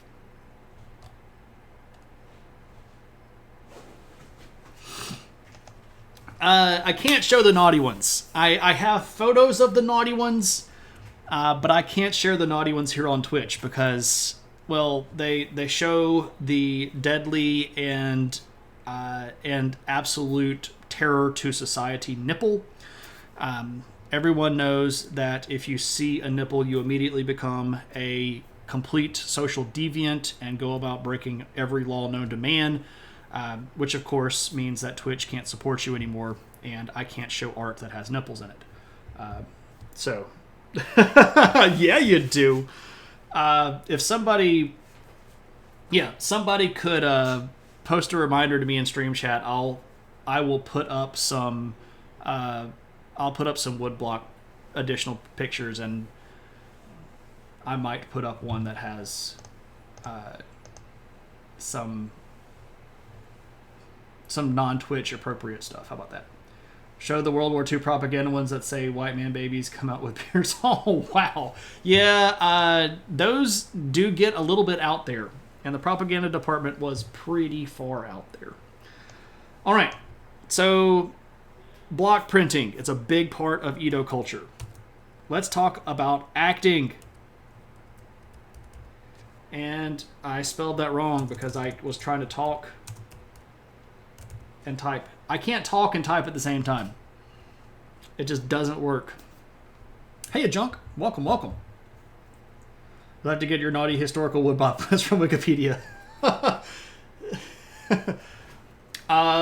Kyle, I did not know that you had a personal extensive collection of risque woodblock prints. You think you saw a nipple once, but then you blacked out. Sorry, Joey. Shane's not an actor. He just plays one on Twitch. I don't even know if I play an actor on Twitch. Cave, you've been around me in real life. I'm not much different in real life than I am here. I just say cuss words a lot more in real life. This is pretty much me, just to let everybody know. I'm not acting on here. I'm just a goofball. All right. So, kabuki. What's up with kabuki? Well, kabuki is a specific type of theater production that grows very popular during this period of time. It is actually started by a lady. Again, bringing women back into the arts here. Izumo no Ikuni. Izumo no Ikuni was a lady leader of a dance troupe. And she had a particular group of ladies that she had trained. And the types of stuff that they were doing was a little bit different than just your traditional sort of choreographed dancing, because they started involving particular chants, and they started taking some of these dances and overlaying stories. So like you're kind of doing not just your traditional style Japanese dancing and your very formal Japanese dancing, but you're then adding sort of an interpretive dance to them. And this is not like modern interpretive dance, which a lot of people poke fun at and use as the butt of a joke.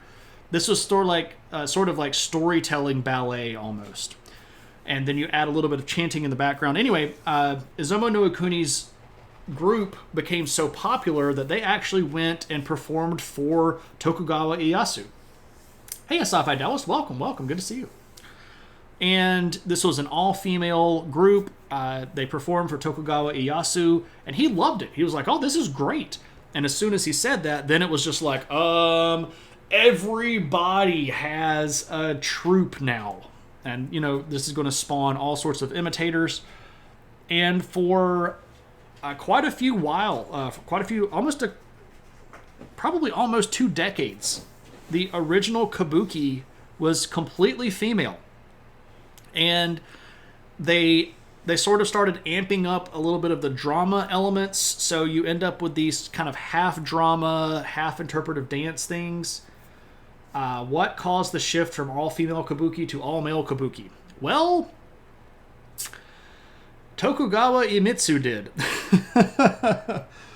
Because this was becoming too suggestive. Because women would... Yeah, men, basically. The patriarchy. And completely without any sort of irony, yes, that's exactly what it was. Dudes did. Because women were playing the roles of men, and some of this stuff got a little too saucy for the leadership, because you had, women playing men's roles that were supposed to be falling in love with women playing women's roles, and everybody knows that just doesn't sit well with a patriarchal society that still, while allowing women a lot of societal freedoms comparatively, still pretty much considered women to be property. So yeah, by the time we get to about the 1630s and 40s, there is a ban on women in kabuki. If it gets too saucy, women get ideas, and men don't like it when women get ideas. Unfortunately, Daniel, that is very much what happened. And here's the crazy thing about it. So when there's a ban on women in kabuki, then you have men playing the women's roles. And initially, to do women's roles, they would find young teenage boys that were, like 12 or 13, so that they hadn't gone through the voice crack. They still had a kind of a high registered voice, and they would play the women's roles. But it turns out that got a little too much too, because hey, you need to stop licking your legs. You need to stop. You gotta stop. Sorry, the puppy is back down here again and is once again licking her leg. So yeah, the guys don't like the young dudes playing women either, because here's the thing: in Japanese society, there was not necessarily a social stigma against older men having sexual relationships with younger men. And this was actually, in certain circles of society, completely acceptable. And there was a whole word for it. If you want to get really interested in this stuff, you got to Google Shudo, S-H-U-D-O. But anyway, so the young boys would end up being the targets of sexual advances, because they were on stage playing some of these roles that were, women, and some of these roles were kind of saucy. And that got people excited, and so then young men got banned from playing women's roles. Then you end up with adult men playing women's roles, but that got kind of out of the way too, because then you have adult men who are playing women's roles, and they're picking men that are effeminate, and it was very popular for these particular kabuki actors, that especially the ones that were playing men's roles, to be prostitutes. Prostitution was completely legal inside of Japan at the time, and there were men and women prostitutes, and these prostitutions. Are you not entertained? Is that not why you were here? Is this not why you were here? Friendly Pyro, welcome, and welcome to all of our pyromaniacs. Wow, that's a very... Bum ba-dum, bum ba-dum bum, bum ba-dum bum bum. Thank you so much, Friendly Pyro. How was your stream, my friend? How did it work out? Welcome everybody from Pyro's stream. They did arrive at a very interesting point in the discussion. Welcome everybody. My name is Shane. I am a history teacher here at a college in Mississippi where I live, and my stream is us having very open and very frank and very laid-back conversations about history. History doesn't have to be super boring. It can be really fun. It can be goofy. We can make bad jokes. We can talk about pop cultural references. We've been from Spice Girls to Samurai Champloo. We've been through it all tonight. But at the moment, we talked about gigolos. We talked about a lot of stuff. The stream was great. We played Jackbox games. Nice. Friendly Pyro, if you have links that you would like to share, if you have, your Instagram stuff, if you've got a store, if you have any sort of way to promote yourself, you are absolutely welcome to share that in the chat. I don't have anything, locked or turned off. History is full of bad jokes. It is indeed. And I don't always talk about prostitutes. I don't. But so to let everybody know, we are doing a viewer request stream tonight. Normally on Thursday nights we do history in chronological order. So we are currently in the span of time where we're about to start talking about the year 101 to about the year 200. So if you come back next week, we'll be talking about probably China from about the year 101 till about the year 200.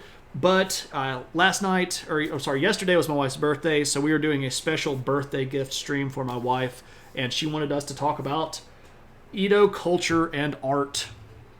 So, Japanese Gigolos is going to be your band name.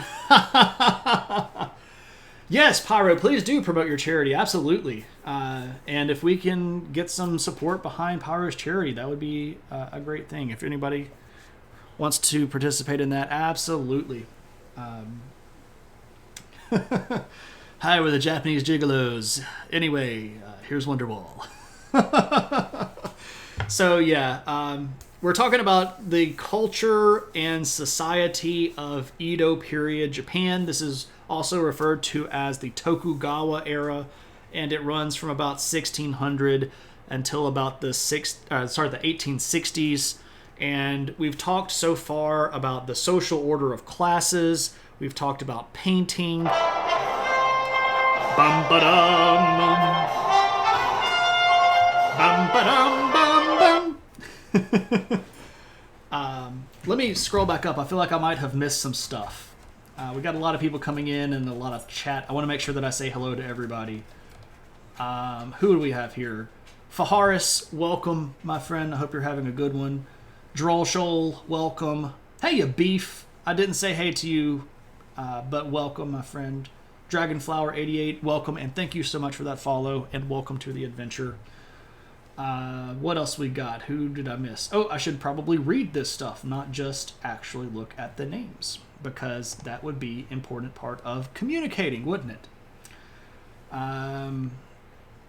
Let's see. Always keeps it interesting. Yes, I do what I can to try to keep it interesting.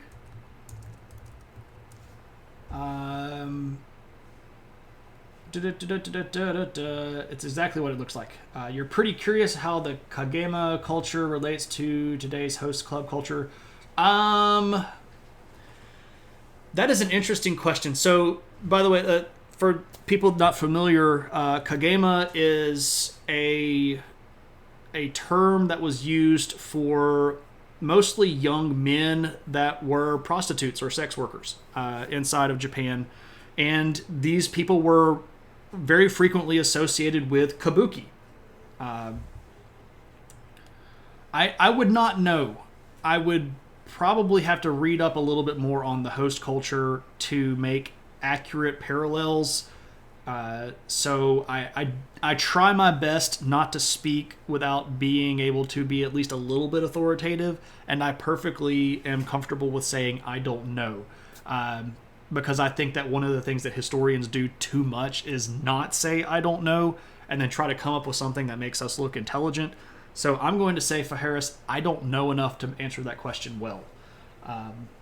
But if you want to do some stuff and puts together a little bit of a spiel or post some links, some stuff, you can put that in our Discord. We have a stream chat channel just to specifically talk about stuff that comes up during stream. And you're welcome to teach me some stuff because I still have a lot to learn myself. All right. Doesn't know talk prostitutes. Japanese, absolutely. Before promo, start to charity. Yes. Happy birthday, Melty Cheesecake. Thank you. They've been raising money for the Trevor Project as a part of the Fabulous Marines charity drive. The Trevor Project helps out LGBTQIA plus youth here in the United States. All right. And I was about to ask for a link. There it is. Website for the drive can be found here. You didn't miss you. You were hardcore lurking. I could probably get a thesis out of that one. Probably so. That would be a good sociology thesis. Folks can donate through Tiltify, the overall drive, if you're not mistaken. Awesome. Cool. Thank you, Friendly Pyro. And don't forget to promote yourself as well. I appreciate the fact that you are promoting others before yourself. That speaks to your quality. So if you all are interested, please do follow that link there that Pyro shared and go help out the Trevor Project. So, all right. So if we're and another thing that I do is I also have, well, you can see here, this little thing in the corner is Google Earth, which is one of my favorite programs ever. It's basically Google Street View for the entire world. And right now, we haven't had too terribly many references tonight, but in a normal history sort of stream where I'm talking about armies or capitals of the world or, country borders, this gets a lot more use. But here we go. This is Japan, our island chain right here. And I have photos.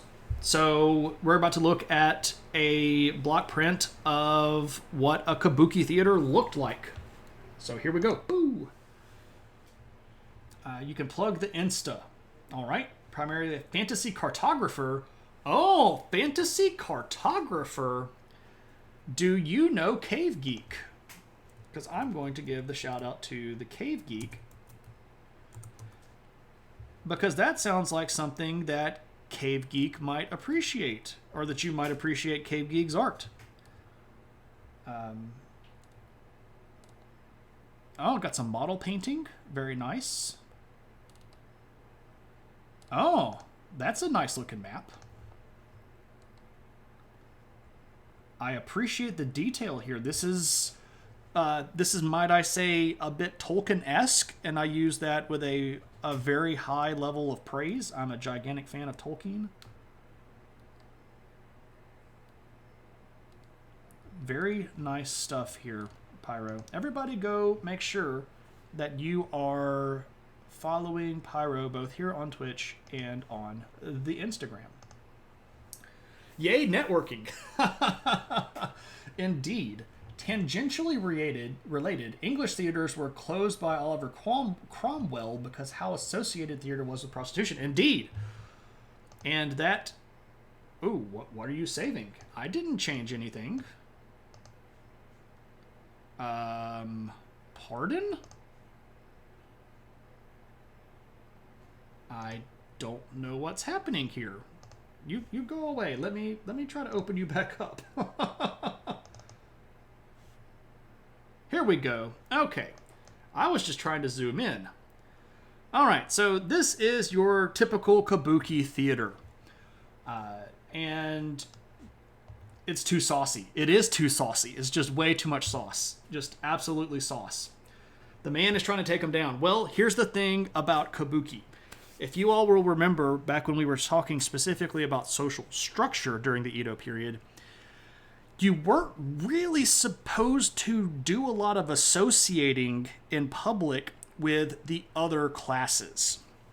But here in the kabuki theater, we've got men, we've got women, we've got people from the peasant class, we've got the box seats for the people that are in the artisan or merchant classes. Of course, here in the center of the theater, we have the actual stage itself with several what we would call perhaps prosceniums that are coming out of here. But the thing about the kabuki theater is that everybody could go. And if you'll remember me talking about the merchants and how they had this newfound... Oh yes, the merchants! Yeah, that's where they were going to do their peacocking, because everybody would go to the kabuki. Because this is a really, really popular pastime. And it was super popular. So here we have the peasants and the artisans and the merchants all mixing together. We have people that are from the ruling class that are going to show up for these things. We have the peasants showing up in their dirty, dirty clothes, but we have the merchants showing up in all of their puffery. Nobody expects the merchants, right? And this going to be a bit of a problem because, as you might expect, you're going to go find some dinner. Yeah, Pyro, I totally understand that. I'm getting peckish. Every time I stream, it doesn't matter if I ate just before it. Streaming makes me hungry. And I'm going to... There's a bowl of Honey Bunches of Oats with my name on it. And I know that makes me sound like I'm 90 years old, but I can't eat Lucky Charms anymore. It just makes me blow up. Yeah, Pyro, you're welcome to participate at whatever level you're comfortable with, my friend. Thank you again so very much for that raid. Everybody, again, if you are not following Pyro, please go do so. I need to, now that I'm thinking about it, I need to go do that myself. Okay.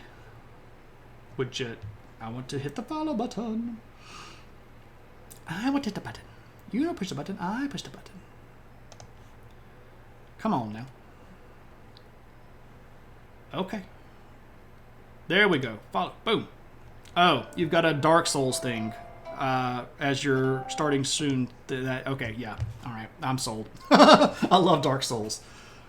His Irishness rejects the Lucky Charms. Oh, man.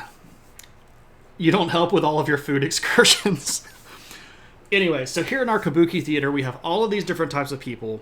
We have people that are trying to show off. We have people that are just trying to unwind. But because of this admixture and because of this special location where this happened, this is one of the few places in Edo society where all of the groups in the social order could show up at the same time. And this caused turmoil.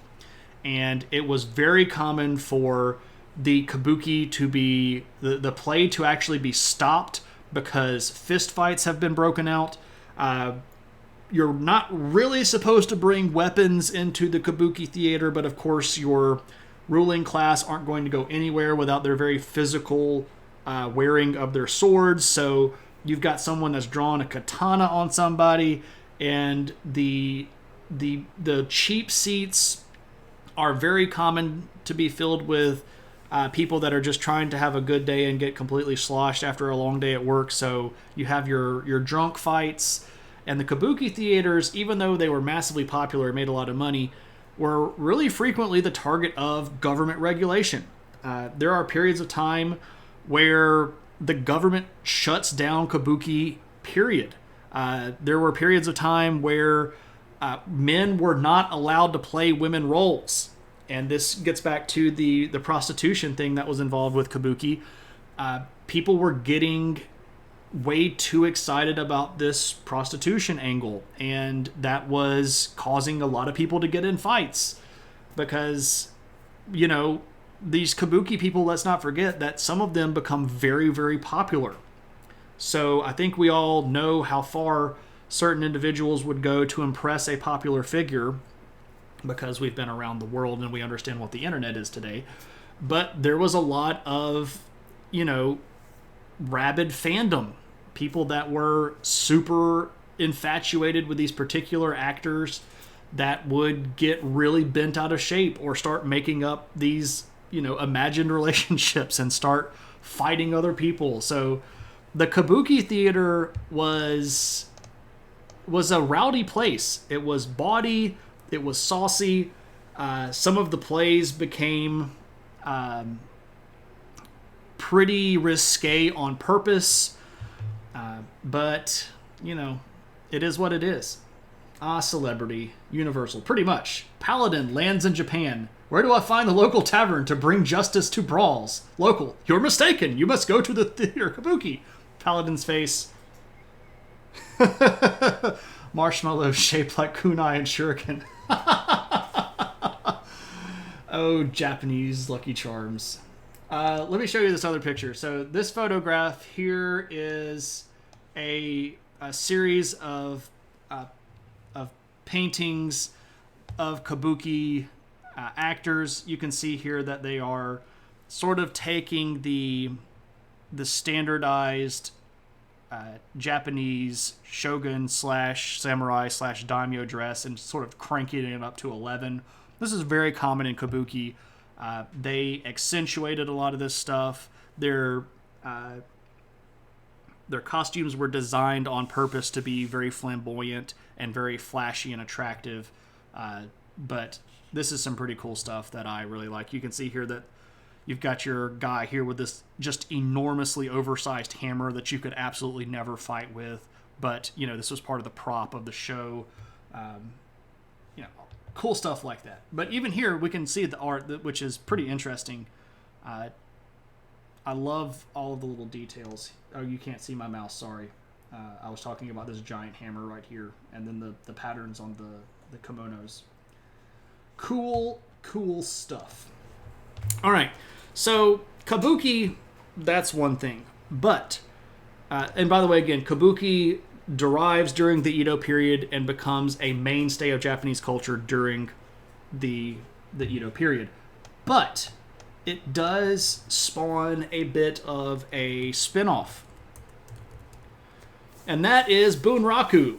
And this is something that I think a lot of people maybe know about a little bit, but don't know enough about, or you've heard the word Bunraku, and then when I show you what it is, you're going to be like, oh yeah.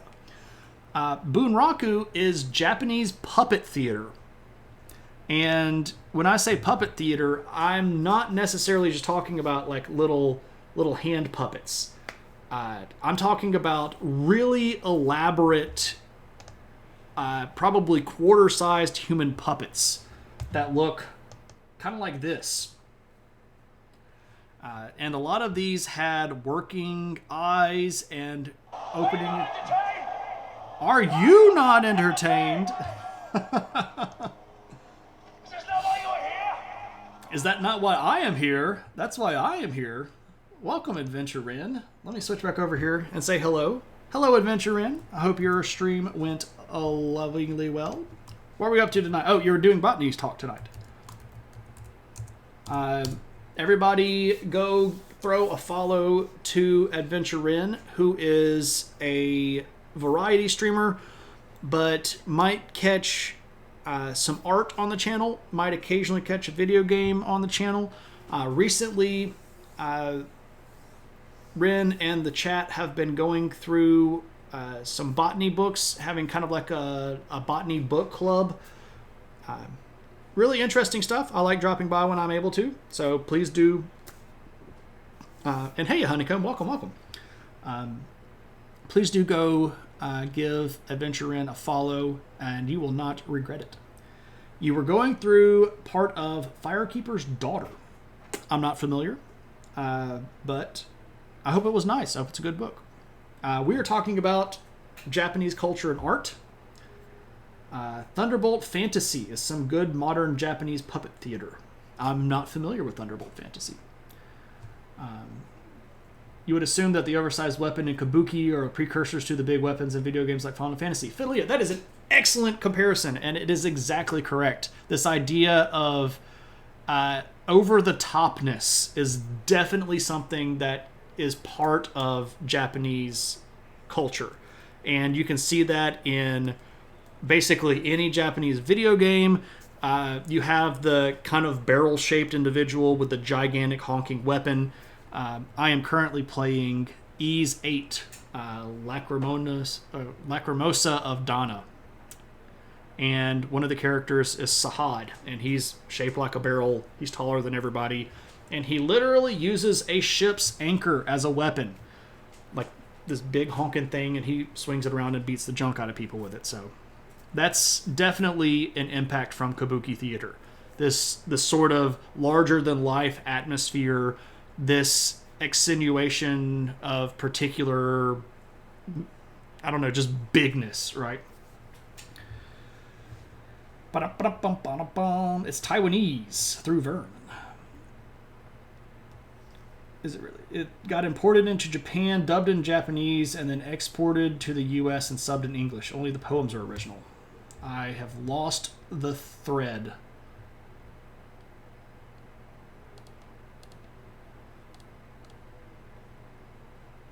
Oh, Thunderbolt Fantasy. There we go. It's Taiwanese, though. Okay, so I'm sorry. I lost that thread of conversation. So the Taiwanese borrowed it from Japan, and Japan made it more Japanese and then exported it. That seems fairly legit. Thunderbolt Fantasy. Yes, I'm with you. I'm tractioning now. All right. Again, so here's Bunraku. Again, these puppets are very large. I have a photo here of an actual painting of a Bunraku play. And what you can see here are these big, again, they're like quarter human-sized puppets that are being operated by the people in the background. And sometimes in the modern versions, you'll see people wearing black to sort of try to blend in with the background. But Bunraku was something that became popular, especially during the periods of time. Yes, they're hand puppets. Well, I mean, like you would have your hand up in there, but you would have mechanisms. And again, some of these had mouths that would move, eyes that would change. It's almost like if you're doing ventriloquism. You know, you have your dummy, but they're larger. You know, oh, the Thunderbolt one, not the old ones. Okay, my bad.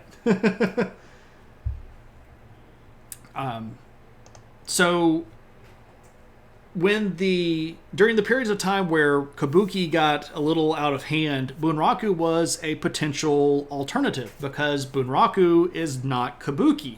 But here's the crazy thing: they overlap a lot, and there's so much overlap that Kabuki and Bunraku become sort of in this symbiotic relationship where things that are developed in Kabuki will show up in Bunraku, and stories that develop in Bunraku will show up as Kabuki theater. These were the original Muppets, kind of, sort of, yeah.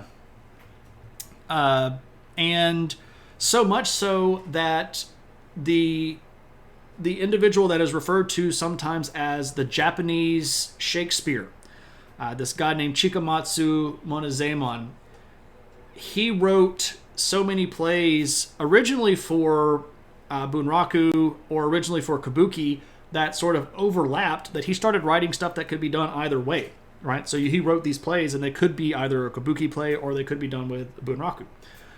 But the detail of the puppetry was amazing. They were dressed up like Kabuki actors. Sometimes you would even get Bunraku that were shaped or designed in an attempt to mimic the person. So we have our famous actors, and now we're trying to make puppets of them in their famous roles, right? Firekeeper's Daughter is a contemporary young adult thriller set on an Ojibwe reservation where the main character uses traditional plant knowledge to help the FBI solve cases. That sounds interesting. Lars and the Real Girl. No, not like... maybe not like that. The diversity and overlap of artistic forms and styles is fascinating. It really is. So you have this sort of synonymous entertainment vector that is either Kabuki or Bunraku, and you have theaters that are designated for Bunraku, but you also have sometimes Bunraku that'll just be in a little stall along a road or at a storefront. So this is sort of similar to your European Punch and Judy shows, if you're familiar with the old puppetry over there. So, you're kind of walking down the street and somebody that's in a puppet booth will insult you, or they'll be telling some bawdy story with puppets on the side of the road that's meant to sort of drop people by. And then you have these Bunraku that will encourage people to go to certain stalls for food or certain vendors for stuff. You're totally thinking Punch and Judy. There's a lot of overlap with the social access to Bunraku. Because even people that couldn't necessarily pay to go to a Bunraku theater could maybe see a Bunraku show on the street. So there's some overlap there.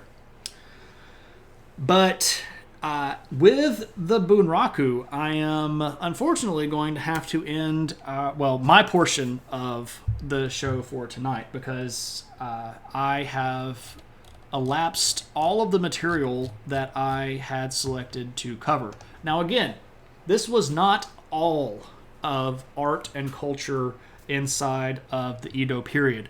What we didn't talk about, we didn't talk about architecture. There were significant advances in architecture. We did not talk about pottery. There were really big advances in pottery. We did not talk about textiles.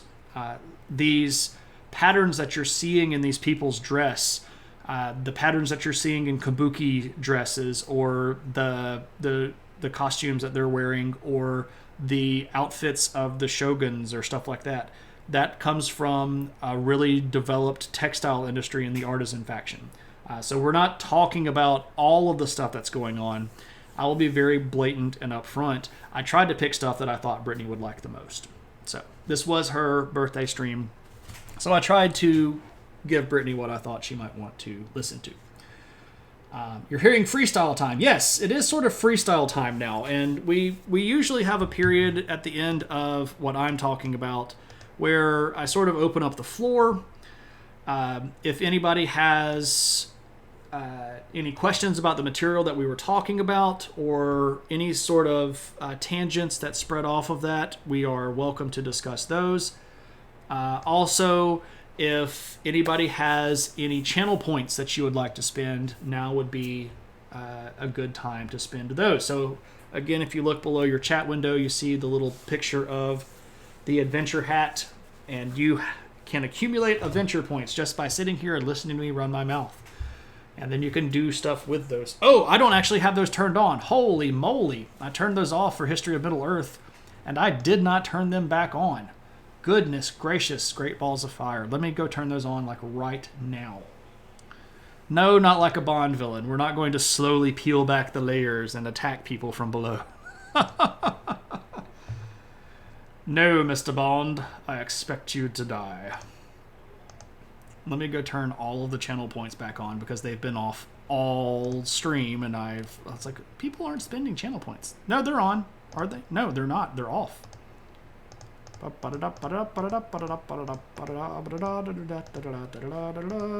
All right, there we go.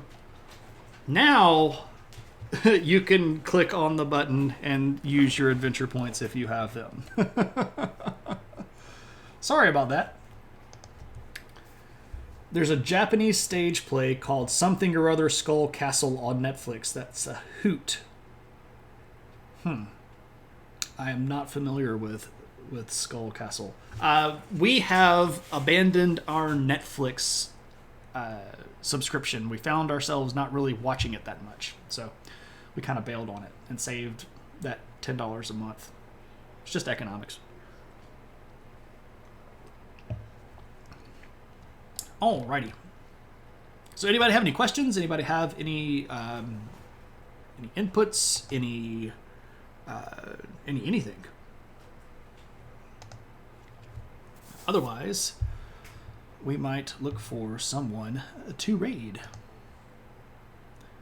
Netflix seems very stale now that they've started producing their own stuffs.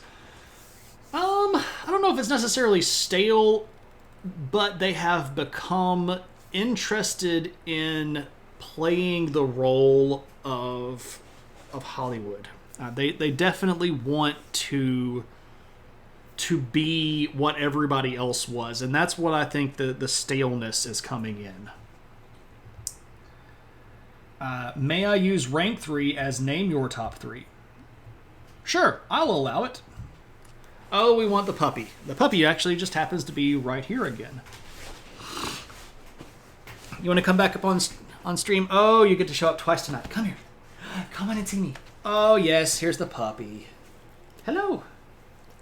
Oh, thank you. Oh, yes, it's the puppy. Oh, so loving. You want to look right here? Look right there. Look right there. Oh, my goodness gracious. Oh, there's the puppy. Oh, yes. You want to get back on your bed? You can get back on your bed.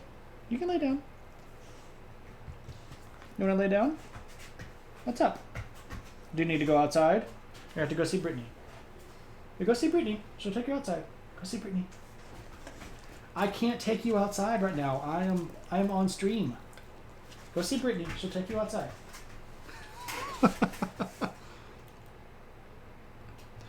Oh my goodness.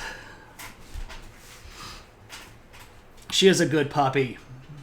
More like everyone else wants to make content that's their own streaming platform. Yes. Well, yes.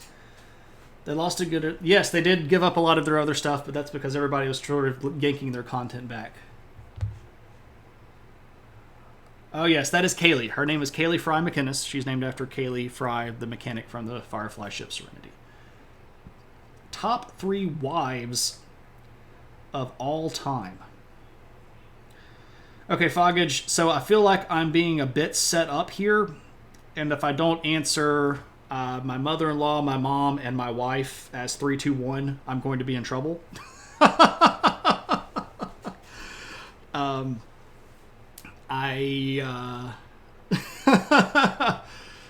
So if if I could modify top 3 wives of all time to top 3 wives that are dead.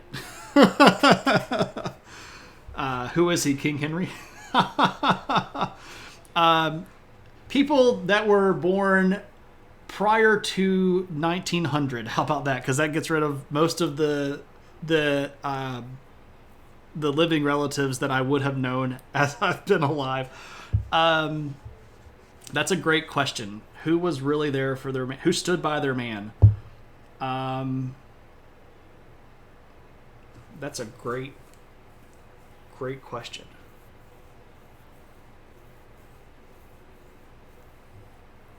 Huh. Wow, that's actually a really big question, though.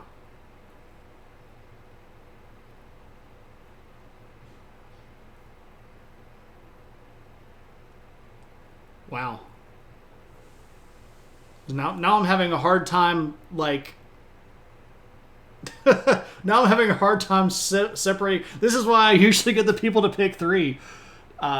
Difficult because it's wives, not women? No, well, no, not necessarily. But there's just so many people that are popping up. Real Housewives of History. Helen of Troy, Helen of Sparta, and Hera. Jezebel is definitely down there. Cleopatra, which one? Who kicked their deserving husband's butt? So I don't.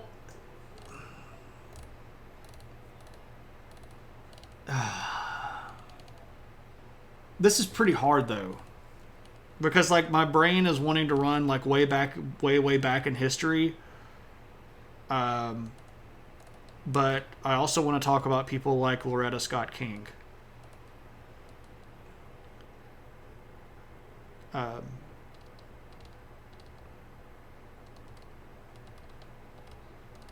Man, that's really hard for me just to pick out of my brain. Coretta Scott King has got to be on there. Coretta Scott King is pretty much like the best example of someone within living memory. Top three, first three that come to mind. Okay, Coretta Scott King is got to be up there.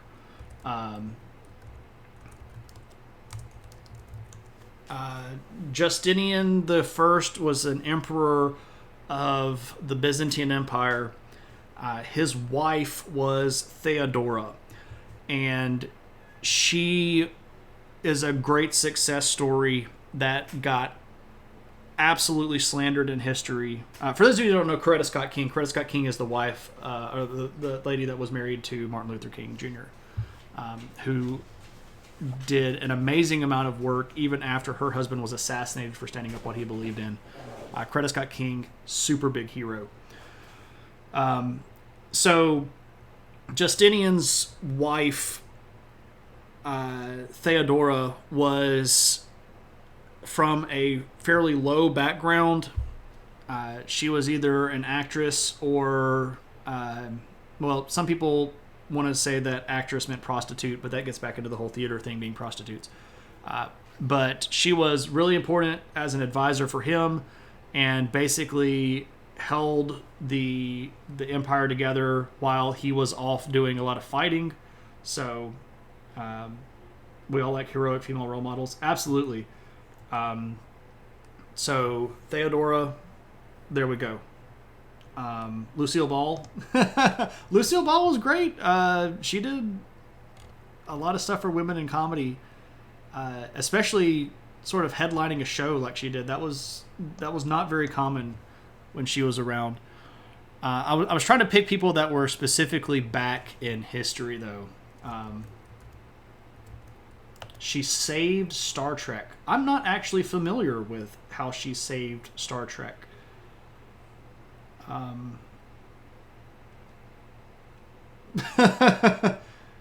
Oh, Desilu. Okay, so the company. I got you now. I completely lost the brain that was all connected. Yeah. Yes. So Desi Arnaz and Lucille Ball had a production company called Desilu Productions, and well, now I'm probably losing this because I can't remember all of the story. but the network was going to either cut Star Trek because of the budget or dump it, and then she ended up or getting the Desilu production company to fund the show.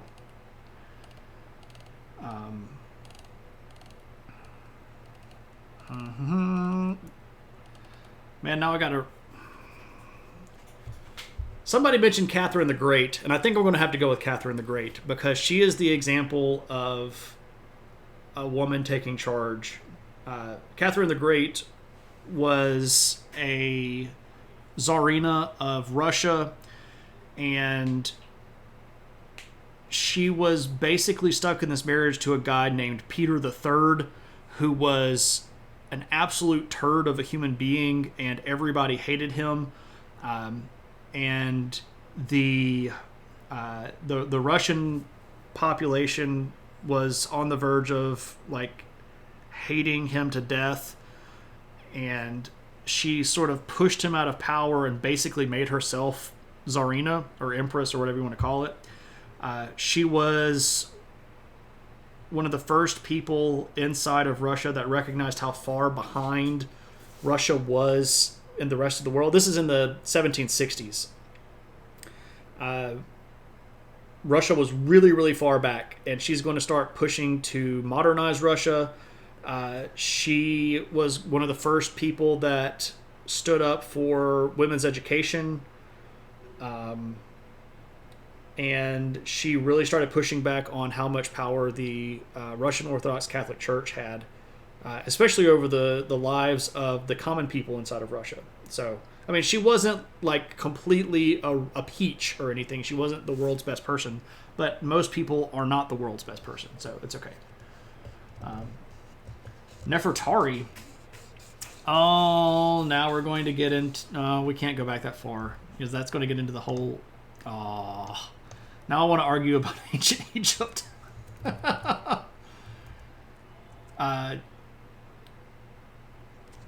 So Nefertari was the chief wife of Ramses II, and Nefertiti. Yeah, so Nefertari and Nefertiti are different. Nefertiti is about 30 or so, 40. I'll say about 40 years before Nefertari. So Nefertiti is first. She's married to Akhenaten, who was a loon.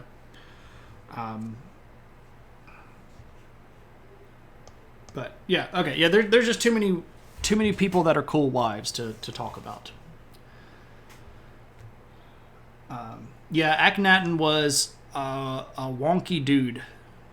That would actually be a really neat period to focus on for a viewer request. The Tutmos, Akhenaten, Tutankhamun phase. That dude was on something, you don't know what it was. Yes, Nefertari and Nefertiti are different people. You've seen his tomb in person, and I am once again super jealous of you and all of your travels to Egyptian places. All right, ladies and gents, anybody have anything else? Anybody have any points they want to redeem? Hey, Tuna, you made it, and I'm literally wrapping up. This world has seen some pretty epic women. Absolutely, I agree. I agree wholeheartedly. So let's go see whom we shall raid. Unless anybody has 1250s. Yeah, so I thought it was about 30 or 40 years. I was a little bit off. But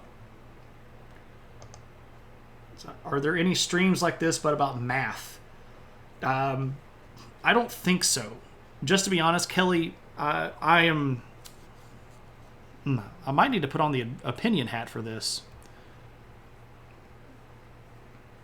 Yeah, I'm going to have to put on the opinion hat for this. I'm Spartacus! I'm Spartacus! I'm Spartacus! I'm Spartacus! I'm Spartacus!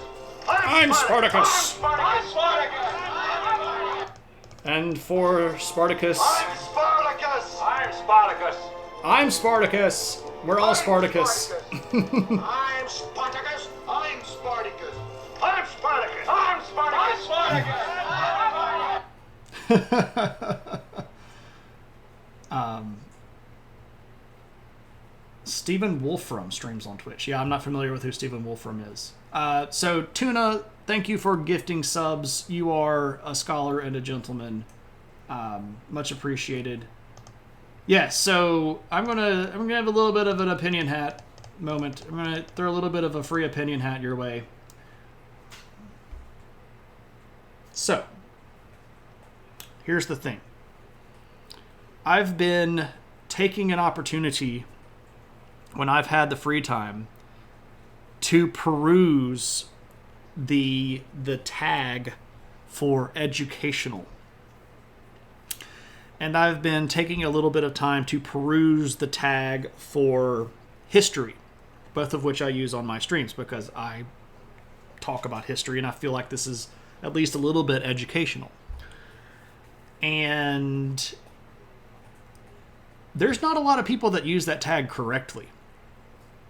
The other day I was looking at the history tag, and the majority of people using the history tag were playing video games. Like, I'm playing, one of the persons was playing Witcher 3 and had the historical tag, or history tag. One person was playing an old DOS video game, which at least had an element that might be considered history because it's an old game. But there's not a lot of people that use these tags the right way. Educational tag on speed runs, because I guess people are learning how to do speed runs on video games. But not a lot of actual education people using the educational thing there. So you're back, but you'll be mostly lurking. Been feeling pretty nonverbal today. Oh, Pyro, well, I hope that dinner was okay, and I hope that makes you feel better. But again, everybody here is always free to participate on whatever level is comfortable for you. If you don't feel like talking, you don't have to talk. If you want to throw something in there, you do your thing. Everybody's chill though. Yeah, so the usage of the tags here on the old on the Twitch are a bit lacking, and I'm a bit disappointed. So I've heard of Wolfram Alpha, but I have never used it. History of math sometimes. Ah, there we go. The History Channel, because all the good history content is in the past. Oddly, there's a plant tag, but no research or botany tag. Yeah, a lot of people use the tags very poorly. The Knowledge Foundation is a great hub for actually educational streamers. Oh, that's neat.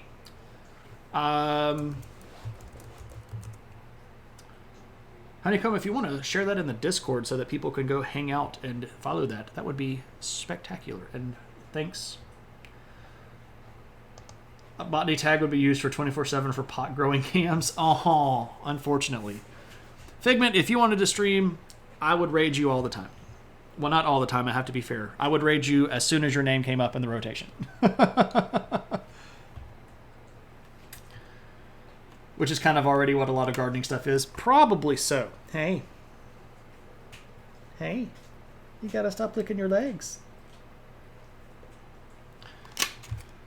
Have I seen paleontologizing? I have not seen paleontologizing, and it's not a suggestion.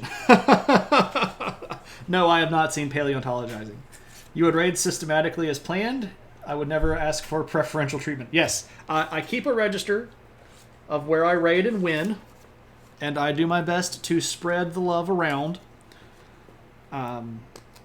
So right now I'm actually looking at who is live and who we have raided most recently and where we can go.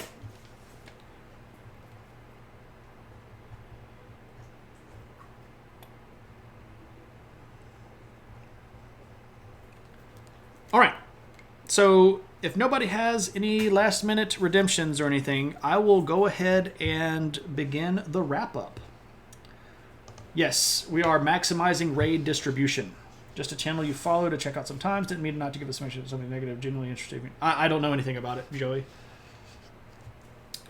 Can you just repeat everything? Well, here's the great thing about it. As soon as I sign off, everything that I just said will go into a VOD. And then you can listen to it at your leisure. You can pause, go to the bathroom. You can pause and say horrible things about me behind my back when I'm not listening. You can listen to it on your commute to work. So there we go. All right, ladies and gents, thank you all so very much for hanging around. It has been a really fun show. I always enjoy it when there's a lot of involvement and a lot of chat. I really do feel like it makes the day go by faster. So thanks to all of our new follows. Thanks to David for bringing in a big raid. Thanks to Pyro for bringing in a big raid. I hope everybody has a good one. It was nice meeting you too, Pyro. I hope I can catch you next time you're on. And I'll look forward to hanging out and doing some check. I'm always really interested in finding new like-minded people. I really do think that Twitch is such an awesome opportunity full of great people. And there is a wholesomeness to this social online community that doesn't really exist anywhere else on the internet that I have found. And I am super excited about finding new people and making new friends and seeing how our interests overlap and how we can help each other move around. Good stuff. Good stuff. Alrighty. Ren, thank you for the raid as well. I forgot that you came in right there closer to the end. Thank you very much for that raid. So everybody that's come in, thank you very much. We are going to go raid Amanda Conda. Amanda Conda is a sculptor here on Twitch, and we are going to give Amanda Conda Creates a raid. When we get into the room, our battle cry is very simply adventure with lots of exclamation points. And if you so... wait a second. Nope. I was looking at the wrong picture. I apologize. I canceled that. I hit the wrong button. I thought Amanda Conda was raiding me. And I was like, wait, she's raiding me. Sorry, everybody. I'm having a moment. Anyway, we're going to go raid Amanda Conda. She's not raiding me. Thank you all so much for hanging out. The next time I will be on is next Tuesday at 1900 Central Standard Time, so that's 7 in the p.m. And we're going to be talking about Japan again. Our viewers requested the Meiji Restoration, and we'll be talking about the Meiji Restoration, which is ironically right after the period that we talked about tonight. So there's going to be a little bit of overplay. So if you enjoyed our conversation tonight and the discussion about the Edo period, come back on Tuesday and figure out what happens when it all goes crashing into the ocean. So... again, our battle cry is adventure, and if you have those lovely adventure hat emotes, you can throw those in the chat as well. As always, thank you all so very much for hanging out. It was a pleasure. Hope everybody has a good one, and I will see you around next time.